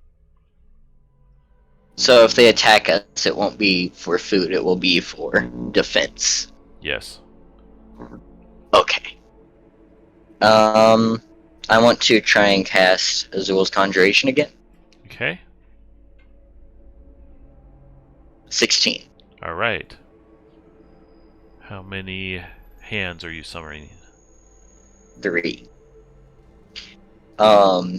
So I want to pop the Watcher out of my head and give it to one of the hands and have it look inside the cave. Okay. One will float down there, and then we will give you a peek. So you see from your magical vision a series of tunnels and caves. It looks like someone's has mined the area before, but not recently. But you can also see that there are various parts and like technological elements attached to the wall, kind of like things broke up, and so, yeah. Cool. That's not what I thought was going to be in there. You also do see signs that like a family of dire horns have been living there. Oh, okay. But we don't see the 2 adults. Correct. Scheiße. Look out behind you, boys. All right. Do you want to move down, or do you want to stay where you're at? I'm gonna go ahead and move down. Okay, so you're down in the gully. All right, Mugen. Mugen will go bear and just try to get the attention of the horns. Okay, give me an easy charisma roll with that successful bear spell. It's a +3, and then you want a charisma on top of that, right? Yes. So you successfully turn into a bear, but don't have the charisma to do so. Yeah, they're a little wary of Sozin at the moment. That's where their focus is at. Would my ebony hood change that? They can't target you, but they know you're there. Okay. All right. Smiling elk. Unless Mugen wants to move somewhere, then you can move where you'd like. Mugen will slide down. He'll get a little ballsy and slide down this one thing and just try to get a little closer. Okay. All right, Smiling Elk. I'll turn to JA and say, if we can get into the cave, I can try and close it. But my magic's not been great recently, and then try and gesture with the staff again, as if to try and prove a point, and try and cast regeneration on myself. Yeah. Oh. J78 agrees with your difficulties. Yeah. But it sounds like a good plan. At which point, I suppose I will. If I've got Galahad, I'll stay up where I am for now. Okay. All right, J78. Okay, first I'm looking behind me to make sure nothing is about to roll us up. Mm-hmm. So I see anything back that way? Not yet. Okay, good. All right, so the plan is, what I want to do is, I'm going to look over at Esther, I'm going to say, I'm going to grab you and the dog, and we're going to jump down here. Are you ready? I suppose. All right, so the plan is I'm going to grab Esther under one arm, and I'll grab Era under the other. Okay. I'm just going to rocket thrust her down to where Sozin is, and we're going to get ready to jump into the cave. All right. If I can get in the cave, I'll take a step in. Yeah, you can take a small step in, so you're at the mouth of the cave with Sozin. Okay. Excellent. Any actions? That was part of a move. If I can just see if I smell, see, or touch anything that seems out of the ordinary down there.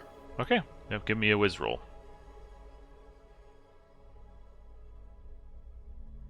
Nope, everything's fine. Yep, everything's looking good. It's a Direhorn den filled with technology and in the ruins of an ancient spacecraft. Yep. It's normal as it can Situation normal. get.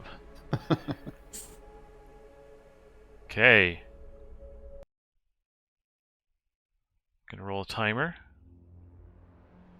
As you all start entering in, especially at the noise of the jump jets, the two baby Direhorns let out this call, like just fills the air with their bellows. You assume that it's a call to their parents. That's probably a pretty good assumption. Okay, we're gonna roll a binary die. If they roll a skull, actually we're gonna roll a d6. Sorry, we're gonna start with anything with a 5 or a 6. They will attack. Nope, they are still a little skittish, but they are very, very aware of you, and you can see the horns sharpened to, an extreme point, hard as dragon scales, and you can see the muscles, even as babies, beneath their iron skin. Definitely Okay. not interested in fighting. All right, let's go with Sozin. You want to enter into the cave? I'm not quite sure what the limits of create device are, but can I create a sleeping gas bomb? I feel like you're looking for mechanical. Yeah. That'd be more in line with like a potion. Okay. Yeah, that makes sense. All right,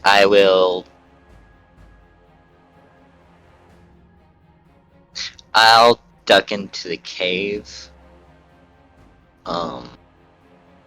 But I want to leave my hands outside, or I'll get my eye back, but then I won't leave the hands outside. Okay. Something goes wrong with everyone else's attempt to get in. Okay. Hey. So we're gonna leave. You guys are not there yet, but you guys are. So you enter into the cave and you start looking around. So what I'm gonna tell you, just so you know, is in this cave there are places with these technology, areas. So like where I'm pinging up here and up here. Okay. If you go to one of those, you can spend an action to kind of gather up a part and then just put it in your inventory. You're going to need 10 total parts from each one of these, and each location only has 2 parts. So you're going to have to end up at least 3 of these to get up to the 10. Yeah, and remember we have 4 compatible parts already. Correct. So yeah, so you can spend an action gathering parts from one of these locations. Okay.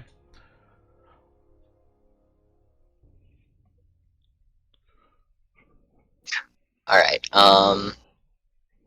Is this a motorcycle? No, that's just a Oh. technology kind of buried into the wall. All right. Those are looking out for me, man. Gonna head down here and start pulling things out. Okay. See what I can find. All right, perfect. So you gather up 1 part. All right. Okay, and what we're going to say is probably about the length between where Sozin is to this here. That's about a near move. Okay, anything past that is probably going about halfway across the map is a far move. Okay. We'll just put that timer up there. That brings us to Mugen, who is outside on the far edge of the gully, watching their friends duck into the cave.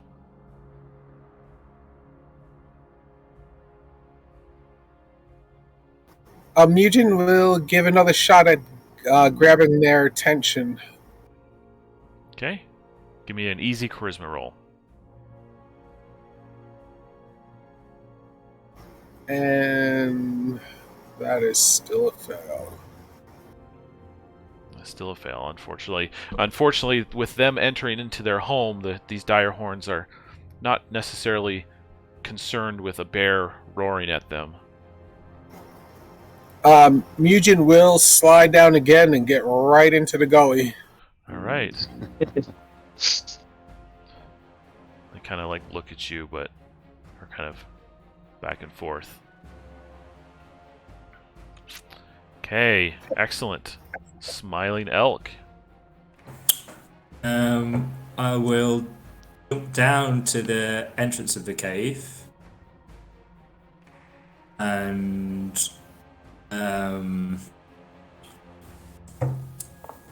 seeing that Mugen's attempts to distract aren't going great, kind of gesture as if, like, shrug my shoulders and gesture in as if to say, do you want to come in regardless? And try and say it without shouting and spooking the dire horns. Mm-hmm.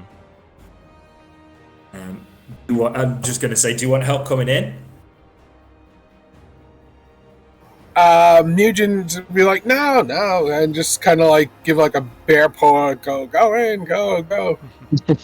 Okay, I'll do what I'm told, and just go into the cave. Okay. Alright, JA78, you're just inside the cave, so you could technically move out into here, or you can move deeper into the cave, based off of your so move. JA78 is going to grab Esta and Ira. We're going to go inside the cave, and we'll head to where we'll look for Sozin and go there, and if I can, I'll spend a turn trying to gather another part. Sure. Okay, so you get there. And go in, gather a 6th part. And I'll tell Sozin, I'm like, those dire horns are looking pretty mad. We're going to have company in here in a little bit. Okay, excellent. Have a plan. All right. The timer drops from 2 to 1. You can hear and almost feel the stomp of these dire horns as they call back even louder. They're right upon you, and they'll be here very soon. You can hear maybe a tree even crash in the forest as it's knocked over from its roots. All right. So now everybody's back in. We're going to roll a d6 again. If it's a 4, 5, or 6, they will attack. So, yep. All right, and then I'm going to roll binary for each one. If it's a skull, they're going to attack Mugen. If it's blank, they are going to rush into the cave. So 2 binary die. All right, 1 each. They kind of rake back their hooves, and then each one of them dives in a different direction. Okay.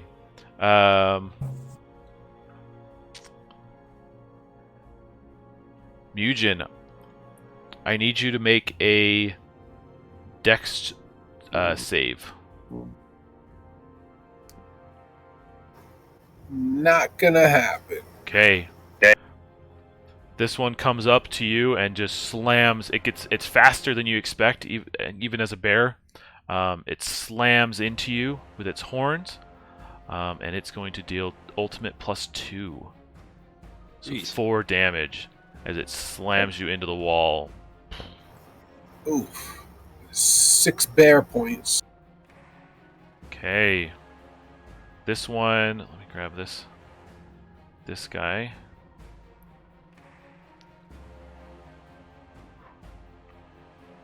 Rushes in here.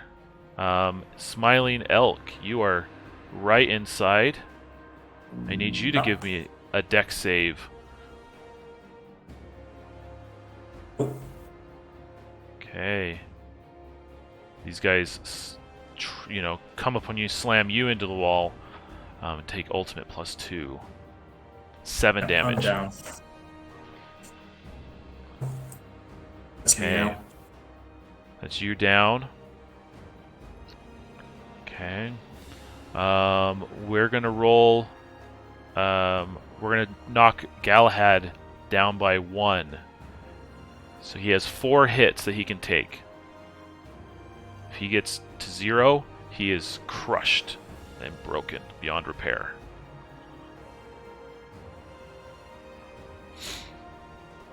Okay. That brings us back to Sozin. You just heard the Direhorn come in and smash into Smiling Elk. Okay. As it runs in, I want to cast Cripple on its front legs. Okay. Nope. But I would like to bring the hands inside the cave now. Okay. And send them out to gather parts. I don't think they can reach anywhere No, not this. yet. Okay.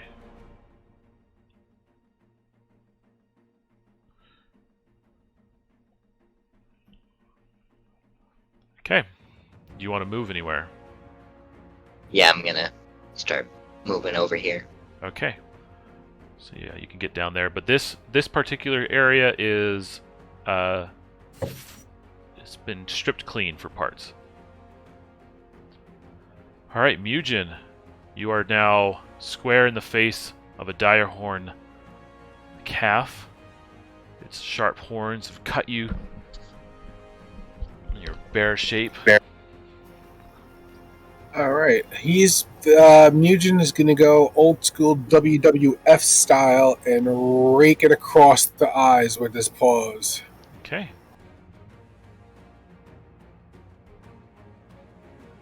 And that is +3. Wait,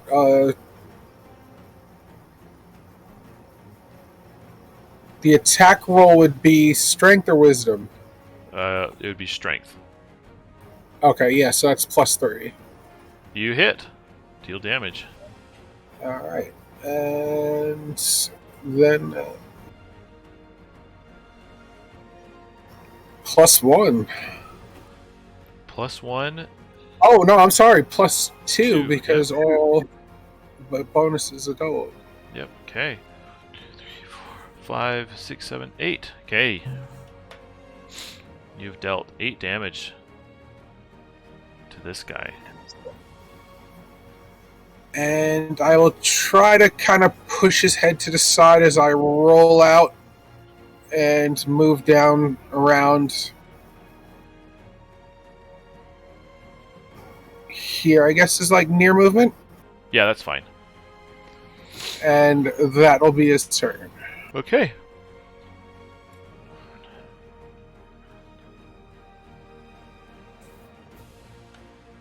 Okay.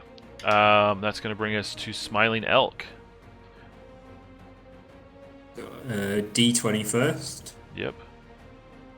Oh. All right, and then a D4 for shot. dying. 2 2. rounds. So the end of not your next turn, but the following. If no one stabilizes you, you'll be dead.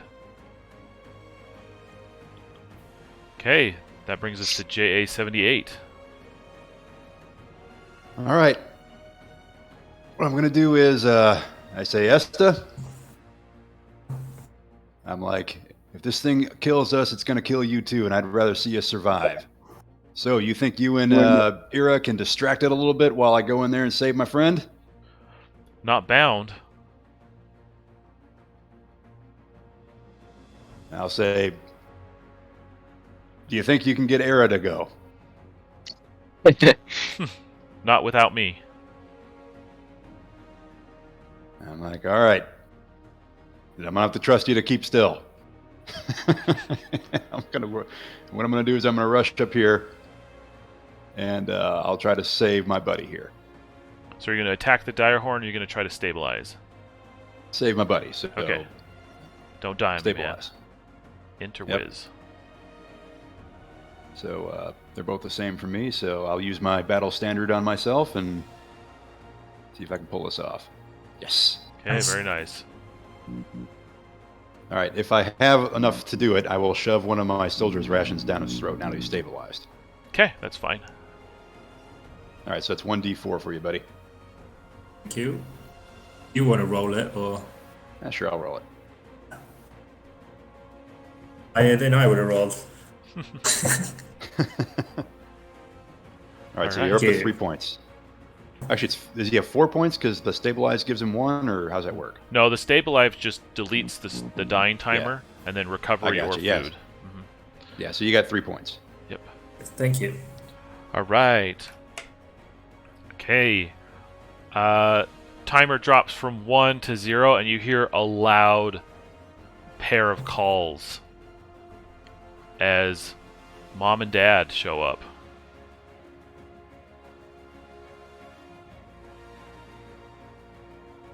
Mugen, you see this.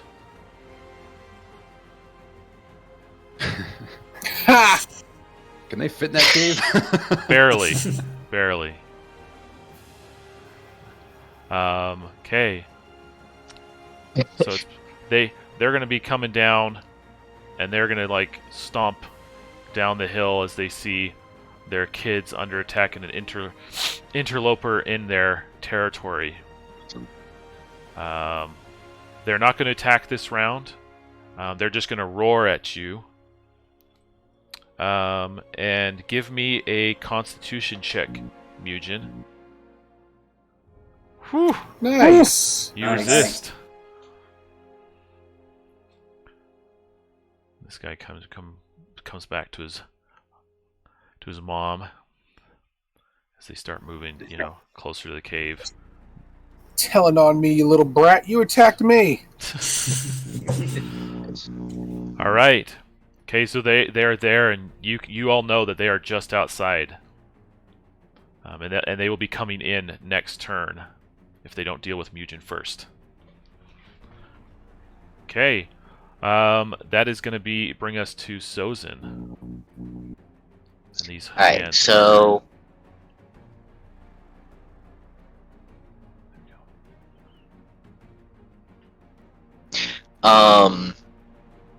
I want to bring these hands down and get them to start. Is this something that can be pulled from? No, that's just like you can see it like lines up. It's just these 1, 2, 3, 4 on the walls. Alright, so I want to bring 2 hands down to start working on this one where I'm at. Then I want the other one to start heading in this direction. Okay. And Alright. then while they're doing that, I want to move over here Mhm.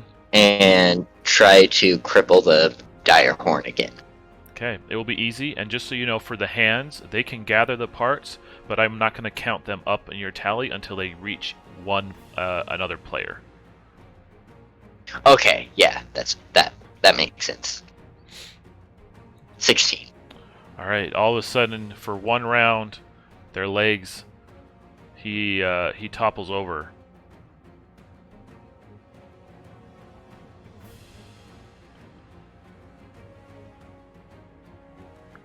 Right, because it only lasts one round. Is it? It's either 1 or 1d4. I'm not sure what we decided on. Let's stick for 1 on this one. Okay. And then we will. Yeah. We'll review that afterwards. Yeah, that works. Okay, excellent. Take a hero coin, Sozin. Alright. All right, Mugen. You have the full family -1 out in front of you. Even in bear form, you are outsized. You got him right where you want him. Oh yeah. Mugen's going to yell into the cave that, just so that they know that these bears are coming. I mean, these dire horns are coming. The family has arrived, the adults, and oh wow. I guess he will dash inside and prepare for their entry. Okay. We go ahead and dash. You see this bear lumbering in, and this dire horn flopping about because it can't move its legs. Okay. Smiling Elk. You are revived thanks to JA, and I apologize, I should have given you a hero coin for the reviving your friend, JA. All good, I still have one anyway, so it wouldn't have helped. Okay. I would like to use Elemental Earth to try and block the entrance to the mine. Okay. Nice.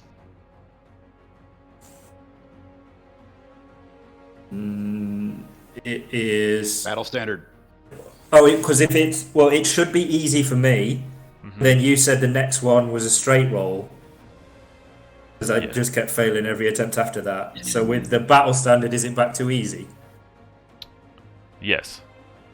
In which case, +3, so it's a success. It is a success. Nice. Alright. Yeah. So there's a 5-foot thick wall of ground will erupt out and block the entrance to the cave. Okay. We're going to say this is that wall. Alright, give me a D4 roll. Okay, we're gonna there we go. We're gonna add 4 to that. So this has a health of 14. Okay. Okay. JA78. All right. J78's empathy routine is keeping him from killing this prostrate dire horn. So now that my buddy's up, I'm going to highly recommend that we either bind this little guy so he can't get up and do anything, or gag him so he can't call up that horn, and then we get what we're getting and try to get out of here. What do you say? Sounds good to me. Okay, so I got a rope. He's a big one. Mm-hmm. But what I want to do is tie him up so that he's kind of basically hog-tied as best I can. All right. You're going to have to use your entire length of rope to ensure that's there, but you can definitely hog-tie him. Yeah. Tie that up tight, too, because he's a big one. All right, so I'll remove the rope from my sheet, and it's on the dire horn for now. And with him securely tied up, I'm going to run back down to Esta and Era here, grab them up, and we're going to go down. If I can make it, I'll go down to here. If I can't, I'll just go to them. Yeah, you'll just go to them. Okay. And that's me. Okay. All right. So this guy, his timer drops from 1 to 0, and he is going to get the use of his legs back, but that hogtie keeps him down. Okay. We're going to move back to these guys. This one takes a nice deep breath. And then these guys are going to, now seeing the earthen wall come up, closing off their home with intruders inside. They're going to ram into it. Because they can hear one of their kids underneath. So they're just going to roll 2 ultimates, plus 4. So that's 13 plus 8. Smashes through the wall and the rocks go crumbling behind Mugen, but they are there. And then they're just going to roar. So everybody give me a con save. Nope.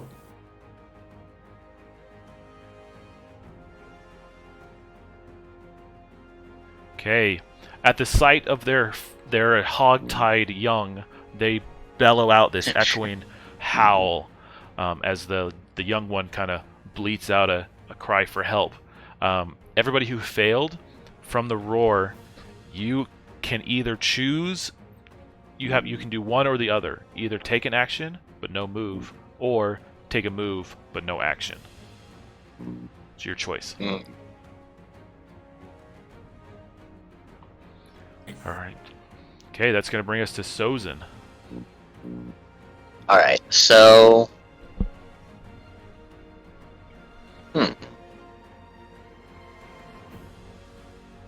I will go ahead and move in this direction. And have these hands down here gathered the parts? Yes, we'll say they've grabbed them. Alright, I want to start recalling them. Okay. Then I want the one up here to start working on this thing. Okay, that's fine. Yeah, we'll say that as you pass by, these ones got to you. Alright. Cool. So we'll make it up to 8. So that you kind of run by, and they like toss you the parts, and you stuff them into your pack.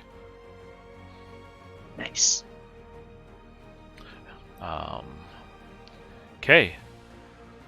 That's going to bring us back to Mugen. All right. Mugen, seeing that the parents are and the kid here are like wailing for each other, Mugen is going to push the kid outside.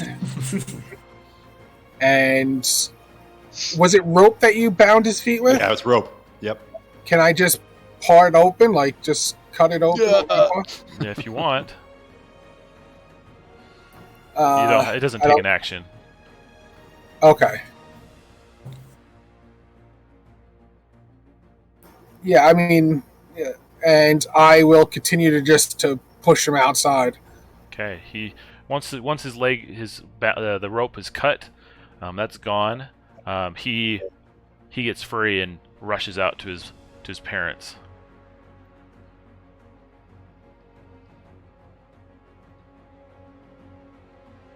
And he runs behind to join his sibling.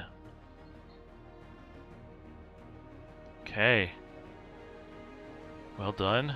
Take a hero coin for your mercy on the dire horn, freeing it. All right, thank you. Wisdom and heroics don't always match up, but I commend you. Excellent. You want to do anything else? I guess kind of stand back from where the rubble is, where that fell, and just to make sure that they aren't going to try to rush in and that they are starting to pacify. Okay. All right. Let's bring it back to Smiling Elk. Smelling Elk, you got my battle standard. Thank you. So I'm either. I'm just gonna have to try and make another wall. Is all I can do. Oh, sorry. We'll take Click twice, but the first one's a 4. So we'll take no. that one. Okay. Then I can't move. All right. JA78. All right. I'm going to grab Esta, and we're going to rush towards where Sozin is. Okay. You can go around along the track here, or you can go through the muck of one of the dire horns kind of sleeping areas. Yeah, the intent is I want to grab everybody and get out of line of sight of wherever these things are coming. So if that way's better, I'll take the south way. Okay.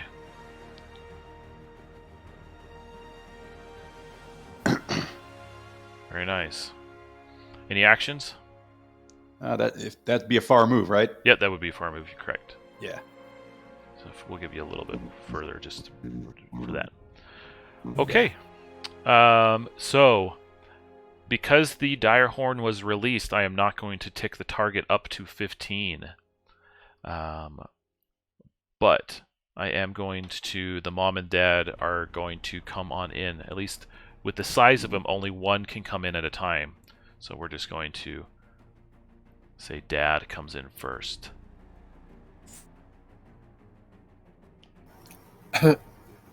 Nuts.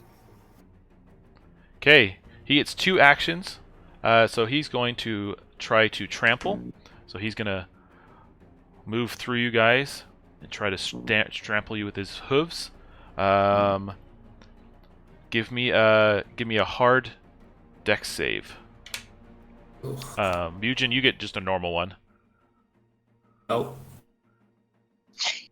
Okay. Both of you take 5 points of damage. I'm down again.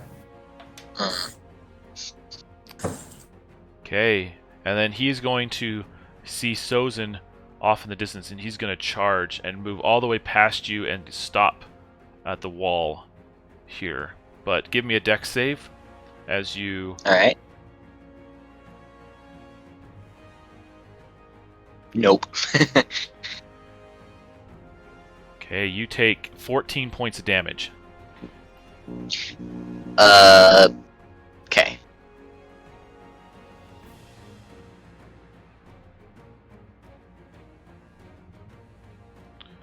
Alright.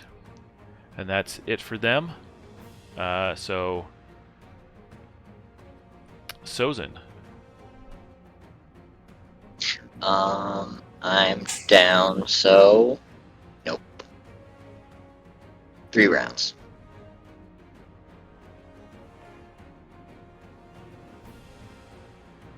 Alright, Mugen. Are there any like candelabras near this entrance or torches or anything that's lighting this cave? Well, it's a natural cave, so the dire horns don't have anything lit. There might be residual stuff that's unlit, so let's roll a d6 and find out. No, there are not. Okay. Nothing as formal as that. Maybe some old wood, if anything. Now, I mean, I'm trying to finagle this as best as possible, but to the top right of me, above where I am, is that like something that would hold like barrels and mining equipment, like a two tier, yeah, that thing, like a 2-tier like gorilla rack or something like that I can pull down in front of the cave entrance? Sure, we can say that. All right, I'd like to do that. Okay. Just because I know we can't let another thing run in here. Okay. Because that was Halloween Havoc all of a sudden. All right, so we're going to say this one, just as a pile of wood, it will just take 1 hit. It will delay the other dire horn from entering for 1 round. Okay. Okay. And then you want to move anywhere? Next to Elf to prepare to bring out the paddles on the AED. All right.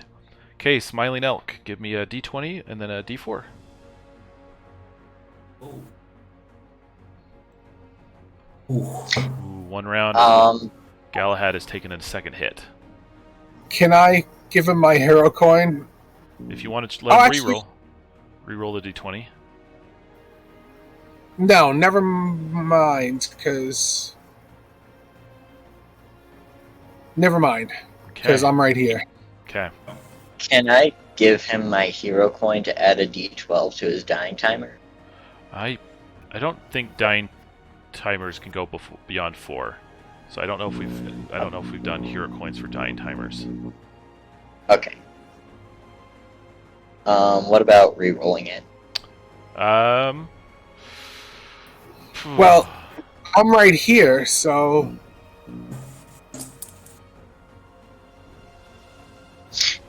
I usually do, if you want to re-roll the D20, that's what I usually do. If other GMs have done it, like if they've gone for it, I'm totally game. But that's usually. I think I've been able to use them on timers before, but I don't know about death timers. Yeah. So let's hold off just for that. They are dying timer. They have a Alright. weight to them, so we want to respect the dice there. But if you want to use the D20, you can definitely use a hero coin to re-roll that. I'll save it for when Yeah. Mugen tries to stabilize him. Okay. All right. That's going to bring us to JA78. You just saw this dire horn rush past you, scraping against the wall, trampling over Sozin. I'm gonna look over at Esther and be like, "Did you just see what I saw?" Yeah, and you guys are still staying here? You're mad. It's like we're trying to get out, actually. And so what I'm gonna do is I'm gonna run and I'm gonna grab Sozin and I'm gonna drag him into this muck with me and Esther. Okay. And then what I want to do, if I can do it, is try to revive him and keep everybody kind of down and low as I'm trying to revive him down Okay. here out of line of sight of this thing. Okay, give me that don't die on me man roll. And don't die on me, man. All right, here we go. Not this time. Nope. But it'll be easy next time. Yep. All right. Okay, you hear the call of the mom and the two kids as they bust through that pile of wood, freeing open the gap. This dire horn, comes out from the stone and shakes it off and turns around, and he starts scraping his hooves, but doesn't move as he regains and sets up for another charge. Okay, that brings us to Sozin. D20, then take down your timer.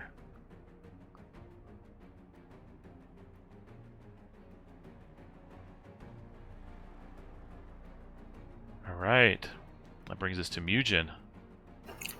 All right. Now I have the option here to stabilize him, correct? Yes, you can roll Don't Die on Me Man with Int or Wiz and stabilize him, removing the dying timer. That's what I'm going to do. That's a +3. That does it. Actually, it's a +6 because I'm still in bear, but and can I grab him and pull him around the corner? Yeah, that's fine.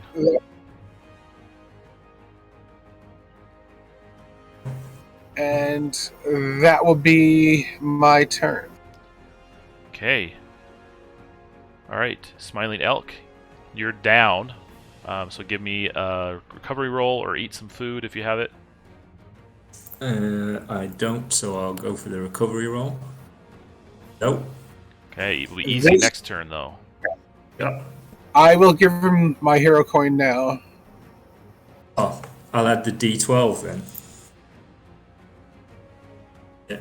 Oh, I've got to hit 14, haven't I? So I'd need... Yeah, I'll add the D12. Nice. Nice. Okay. So 1 plus your Constitution bonus. Yeah.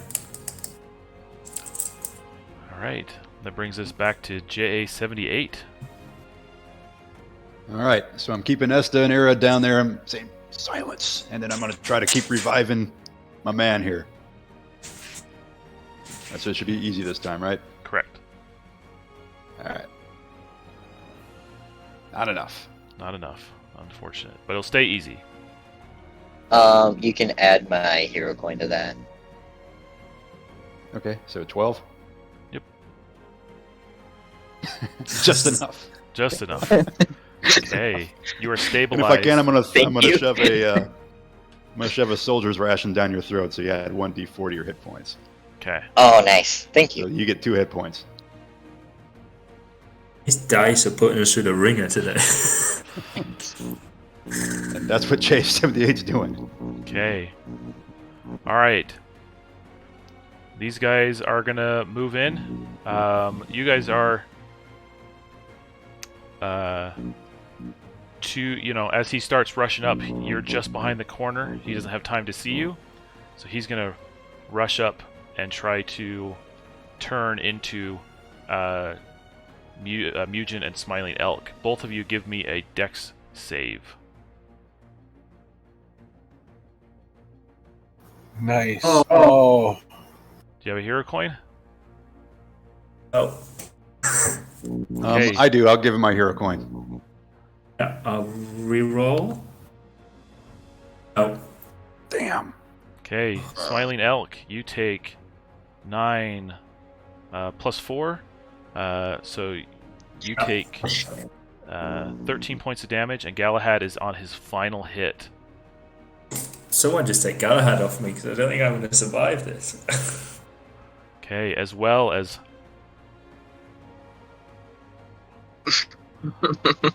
Mama's coming in. Oh, sorry, I need to flip this.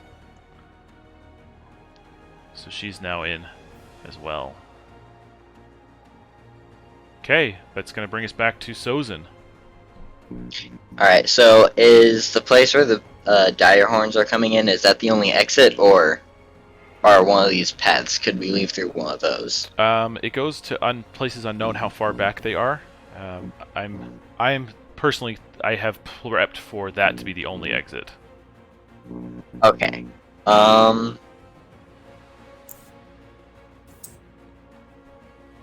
So, JA78, how confident are you in your defense?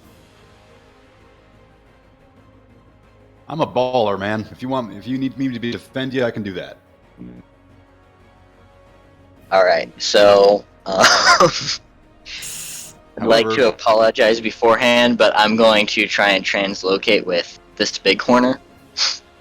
Okay. Oh fuck. Actually, I can move first, so I want to move into this little area right here, Okay.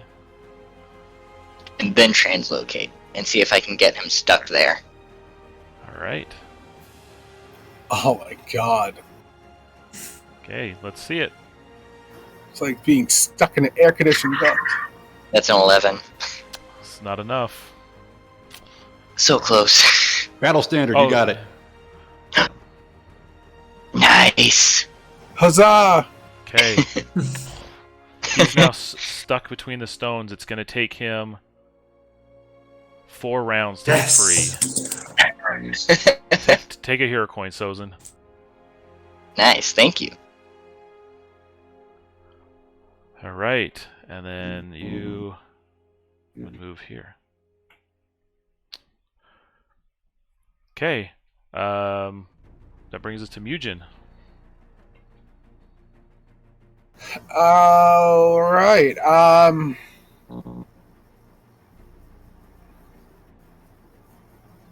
Oh.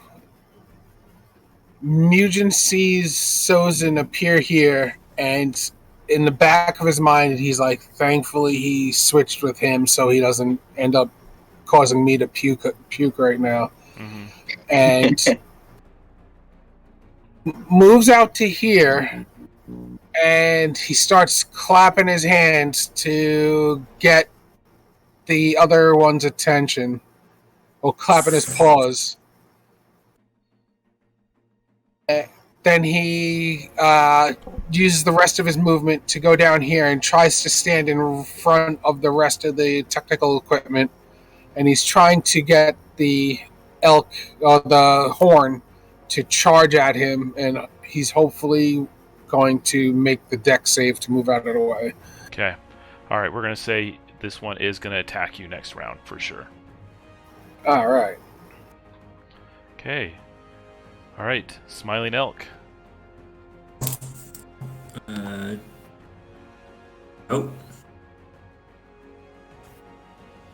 That's better than a 1.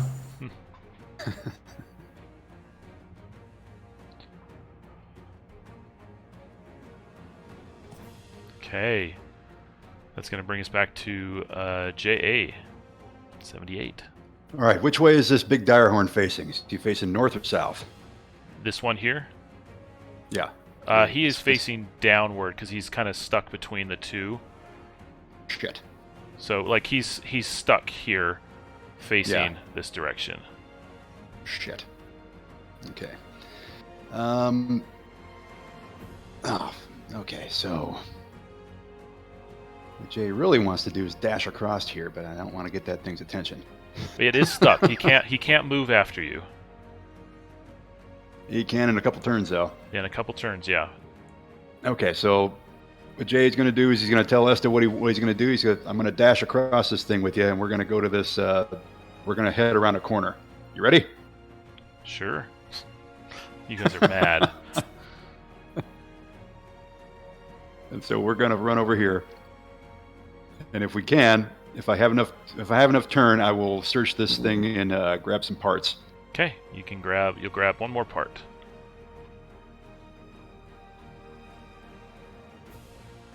And we'll get the hell out of the way here in the next turn. Okay. All right.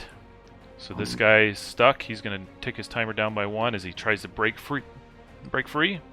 This dire horn, the mom, is going to rush in, and she's going to charge down towards Mugen. So, Mugen, give me that dex save. Mugen gets railed into the equipment. You take 12 points of damage. Alright, I'm back into human dwarf form, and I have 13 hit points. 13 hit points left? Oh, man. Yeah, right. 10. No. Yeah, wait, I took 12? Yeah.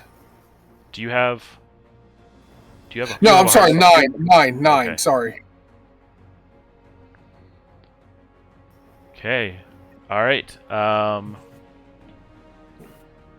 Okay. That's going to be it for that. And then go back to Sozin.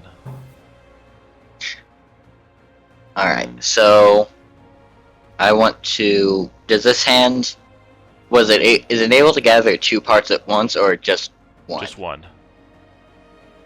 Oh, we're already at 9 though, so I'll just call it back. Okay. So you guys And have get that final part. You've gathered the parts.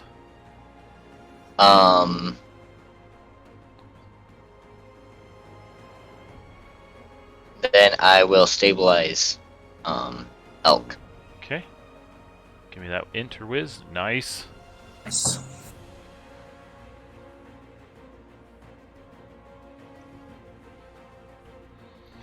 All right.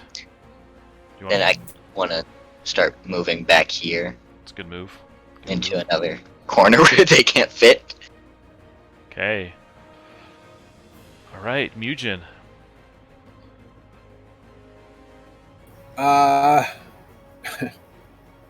Mugen is going to start making his way up off of his duff, and as he's doing so, he's going to grab his prayer beads and cast regen on himself. Nice. Getting better at it. Mm-hmm. And then he is going to scurry off to the left behind it. I guess that's into that little area right there, and that will be his turn. Okay.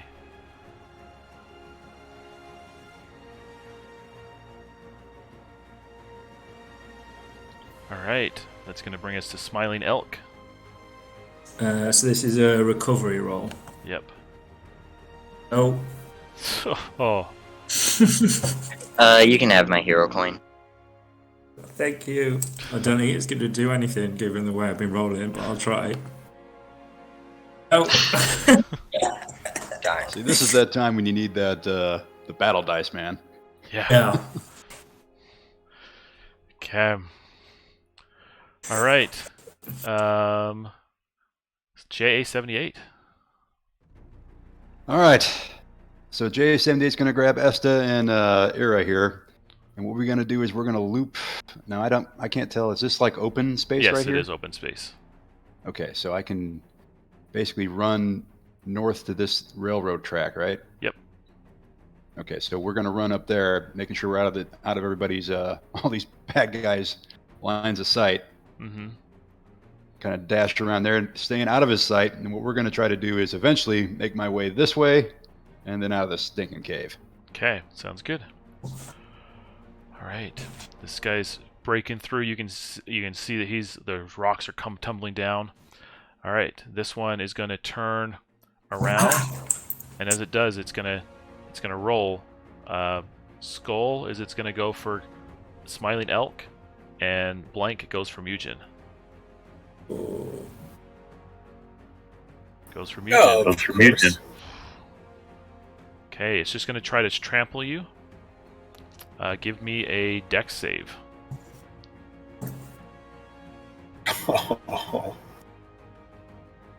It deals 10 points of damage. And down goes Mugen.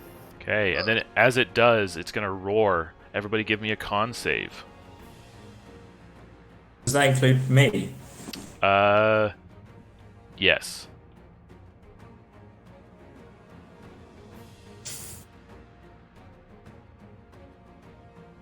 Okay, so if you failed, you can either choose a move or an action, but not both. Is a recovery roll an action? Yes. Okay. All right, and that's going to bring us back to Sozin. So if we gather extra parts, can JA78 use them for his motorcycle? Sure. Okay. So far, this Can one I- top has one left, and Jay didn't grab any from down below, so that one has two left. Okay. Is this one available? Ah, that's an interesting Is that- one. That one don't is like different. That one's different than the other ones. It looks almost like a door. That sounds nice. Can I translocate with a group on a hard roll, or is that just for the dragon thing? Since all the citizens were sharing a token. Yeah, that was just for the dragon one, so you can switch with one person if you'd like. Okay. I'm just gonna translocate with the dire horn that's assaulting Mugen then. Okay, give me that roll. Nope. All right. Do you want to move anywhere? I will. Yeah, I'm gonna start moving down here. Okay. Mugen. Quick question. Does my regen dissipate, Yes. or is Yes. it... Okay. Well, no, it continues to heal you, so... Well, this round it would actually tick, so do I automatically get the... Yes. Okay. Alright, so I have ultimate +3. So that's 11. Okay, so you heal up to 11, take your action and your move. Again, but this time I come out of like an absolute darkness, and I stand up on my feet, and I roll out towards the exit. Okay. And as I get right about here, I cast Dire Bear again. Nice. Nice. And that will be his turn. All right. All right. Smiling Elk.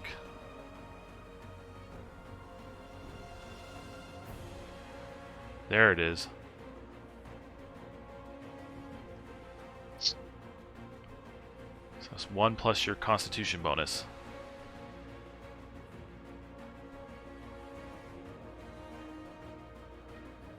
All right.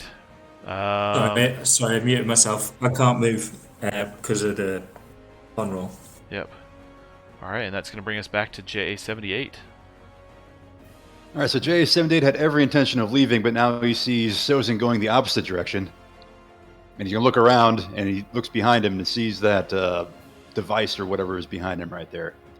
Mm-hmm. He looks back over at Sozin and kind of gives him one of those, is that where you're going for?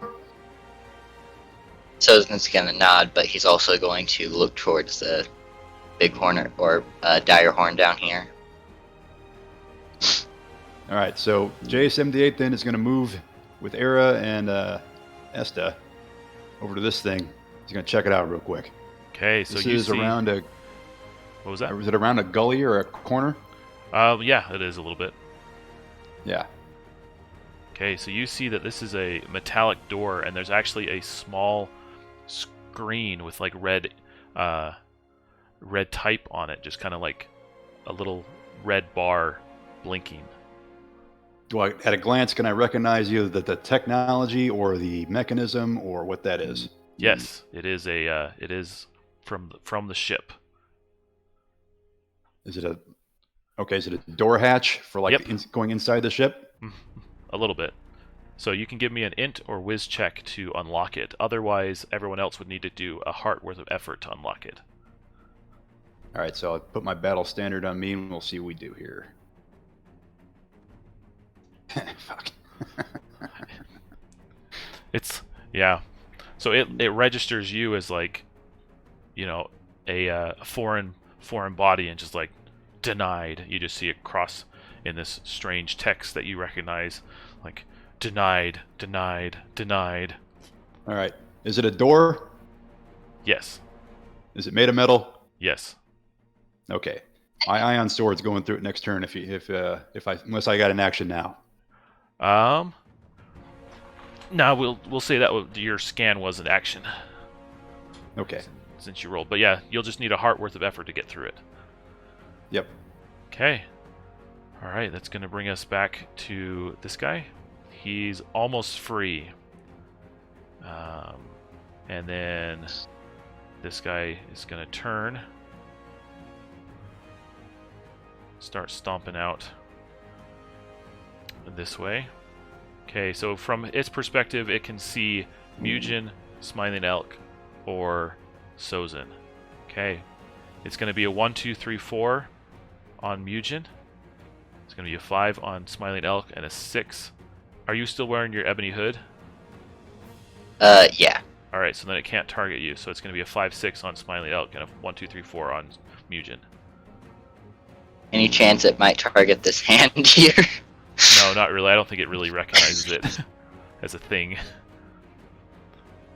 Okay, it's going after Mugen. Give me a dex save. Of course. Okay, but it's gonna push you all the way out into this gully here. Okay, and it's gonna deal 6 points of damage. All right, down to 4 bear. Okay, and then as its second action, give me a dex or defense check.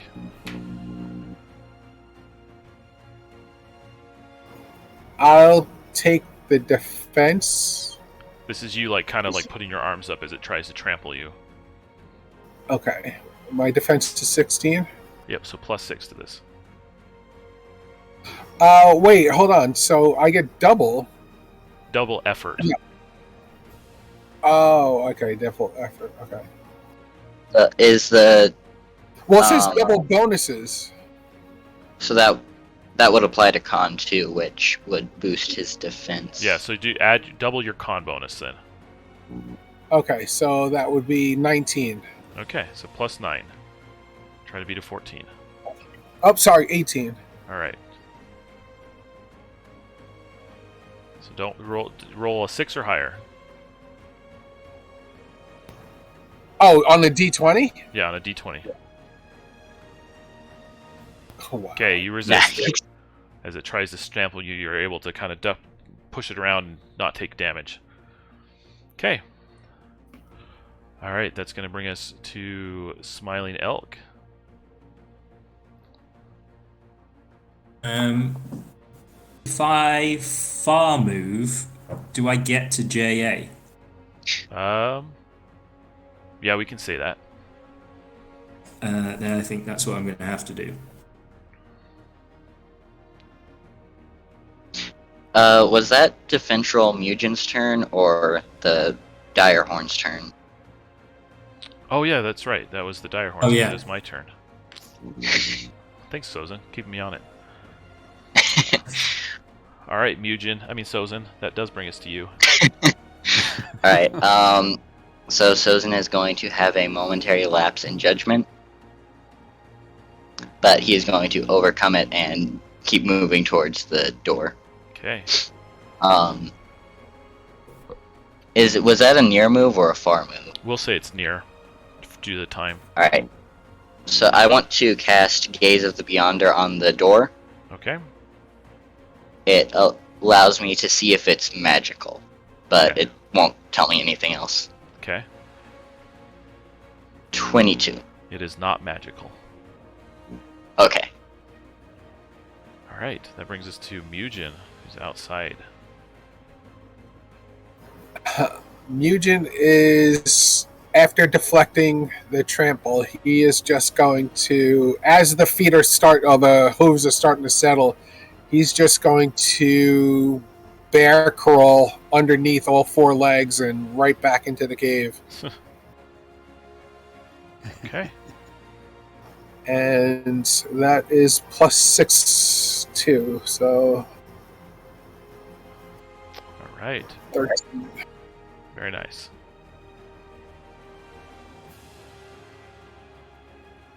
Okay. That's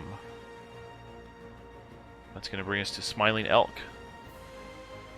As before, I'm just going to run to the rest of the group. Okay. All right, JA78. All right, so the machine's giving me some issues, so what I'm going to do is I'm going to basically push my ion blade onto the door, and I'm going to ignite that thing and start cutting a hole in it. All right. Doesn't take, you don't need to roll an attempt, just roll effort. All right. So that is 5. Okay, so it has halfway through.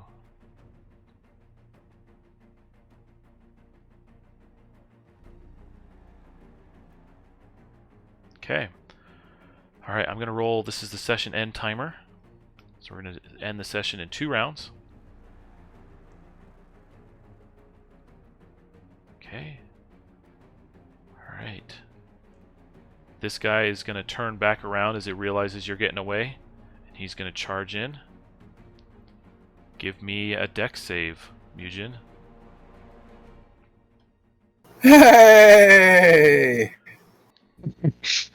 Okay, you dodge as it rushes past you all the way down the hall in this mighty charge into the wall and stops. This one breaks free and is able to free itself in front here, and now they've joined up together. Okay. That's going to bring us back to Sozin. So part of me really wants to use Mark of Chrono to stall the end timer, but I'm not going to do that.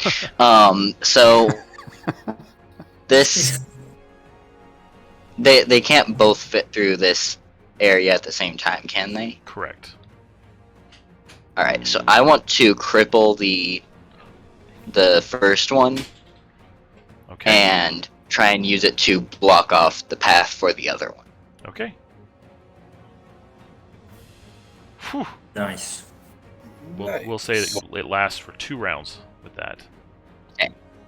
Nice. And take a hero coin as it cripples and Oh, falls. thank you. Cool. All right. That brings us to Mugen. All right, Mugen is going to. I guess he kind of heard it, but he didn't see the other one fall. And now that he's starting to get his wind back and feeling a little healed up, he's feeling a little confident. So he stands here in the entryway, and he taunts the horn on with his paw, and he's like, "Come on!" And he stands there waiting for it to charge at him, and he's going to attempt to dive out of the way again, and hopefully it'll go outside. Okay. All right. That brings us to Smiling Elk. So there's 5 effort left on the door. Mm-hmm. Smiling Elk will look around, bloodied, having been knocked out 4 times, I think, so far. Just go up to the door and just angrily punch it as hard as he can. Okay. So he puts in... that is 8 effort. Okay, that's enough. Okay, the door is now open. It's not a token, so I can't delete it, but you can...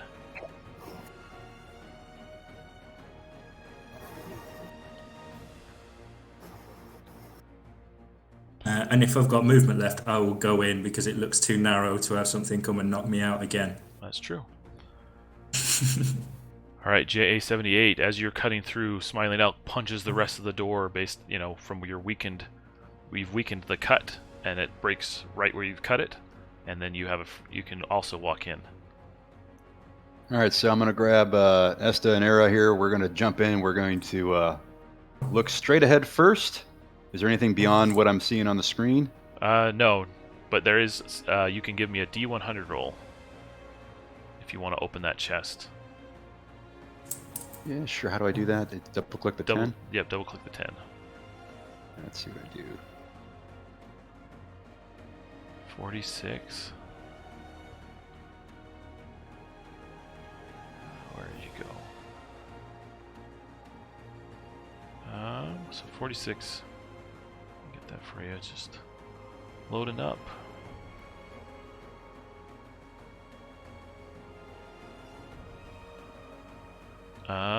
You find a spell on a card that you can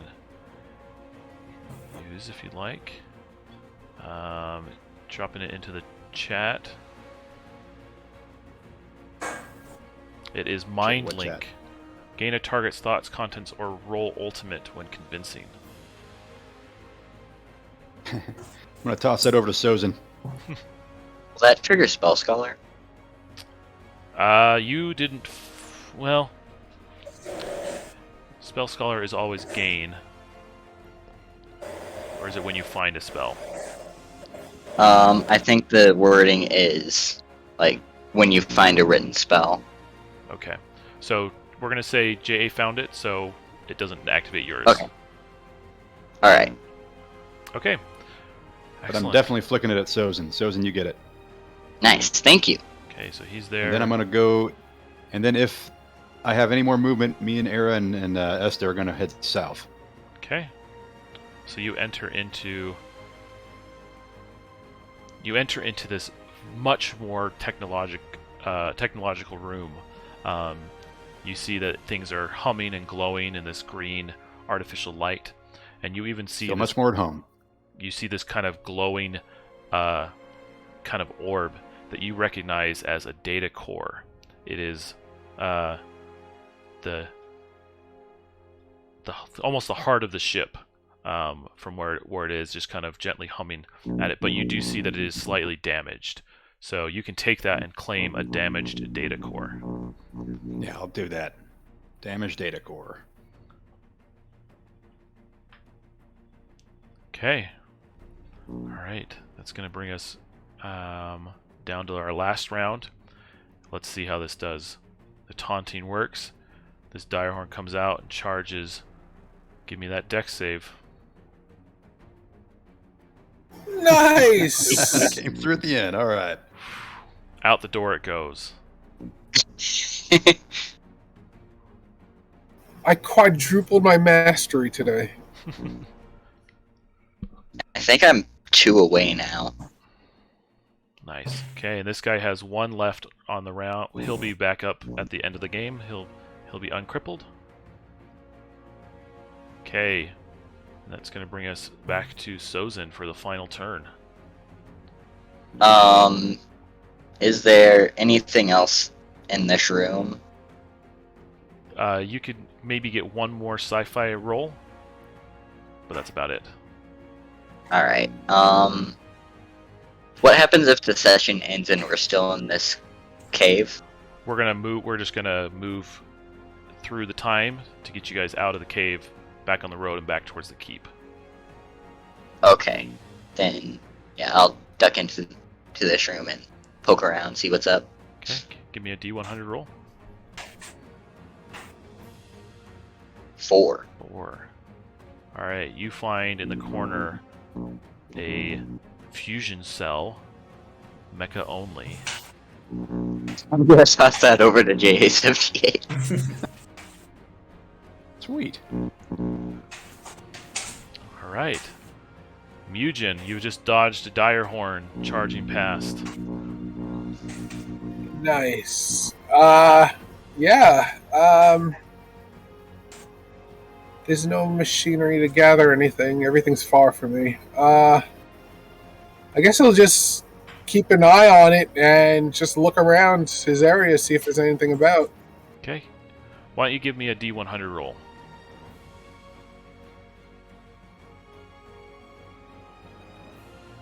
Well, hold on. There we go. 78. Okay, let me grab that.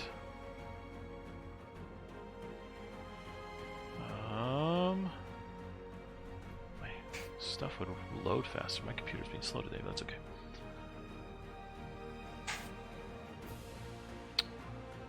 Alright, you find a weapon kit.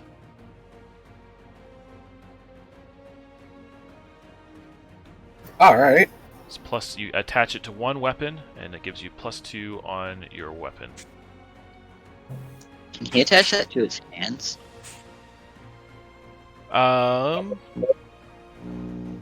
Probably, but it would only work when he's in bear form, if that's what you're referring to. I was gonna say, who's using the iridium sword? Would they be able to use it? Yeah, just apply it to one weapon. Yeah. Oh, yeah, I would be able to use it in the bear form? Yes, but it only work during bear form. Okay. Alright. Yeah, I'll take it. Yeah, I could definitely use it. Nice. Alright, Smiling Elk.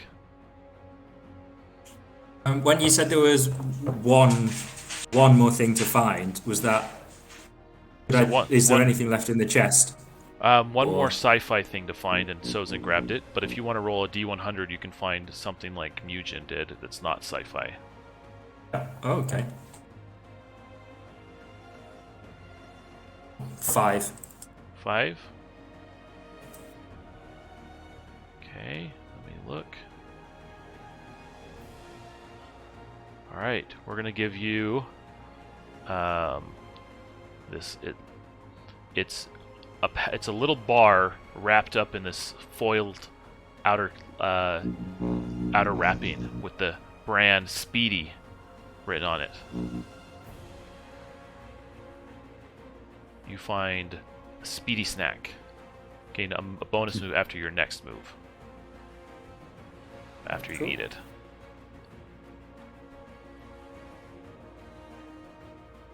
Okay. JA78. All right. Well, he's going to get a heroic pose with Estanira there. And if there's nothing left to do, what I would like to do is look around and see what type of room this is. Is this the engine room? Is there anything else in here I could find that would help me clue in on what this ship was and what it was doing here? Sure, give me a wisdom roll. I'll battle standard that for me. Wisdom or intelligent, either one. Yeah, it didn't work. All right, so you just recognize this kind of as the computer room where the servers are on the ship or whatever. All of them pipe into it. So nothing specific though. I got it. Yep. Okay, and with that, the session timer is going to drop to 1, and from 1 to 0, and you guys are going to head out, and we're going to say we're going to move forward through time. So what I'm looking for is a quick sentence or two from each of you on how you exit out of this situation and get back on the road away from it, and you can build off of one another's as you like.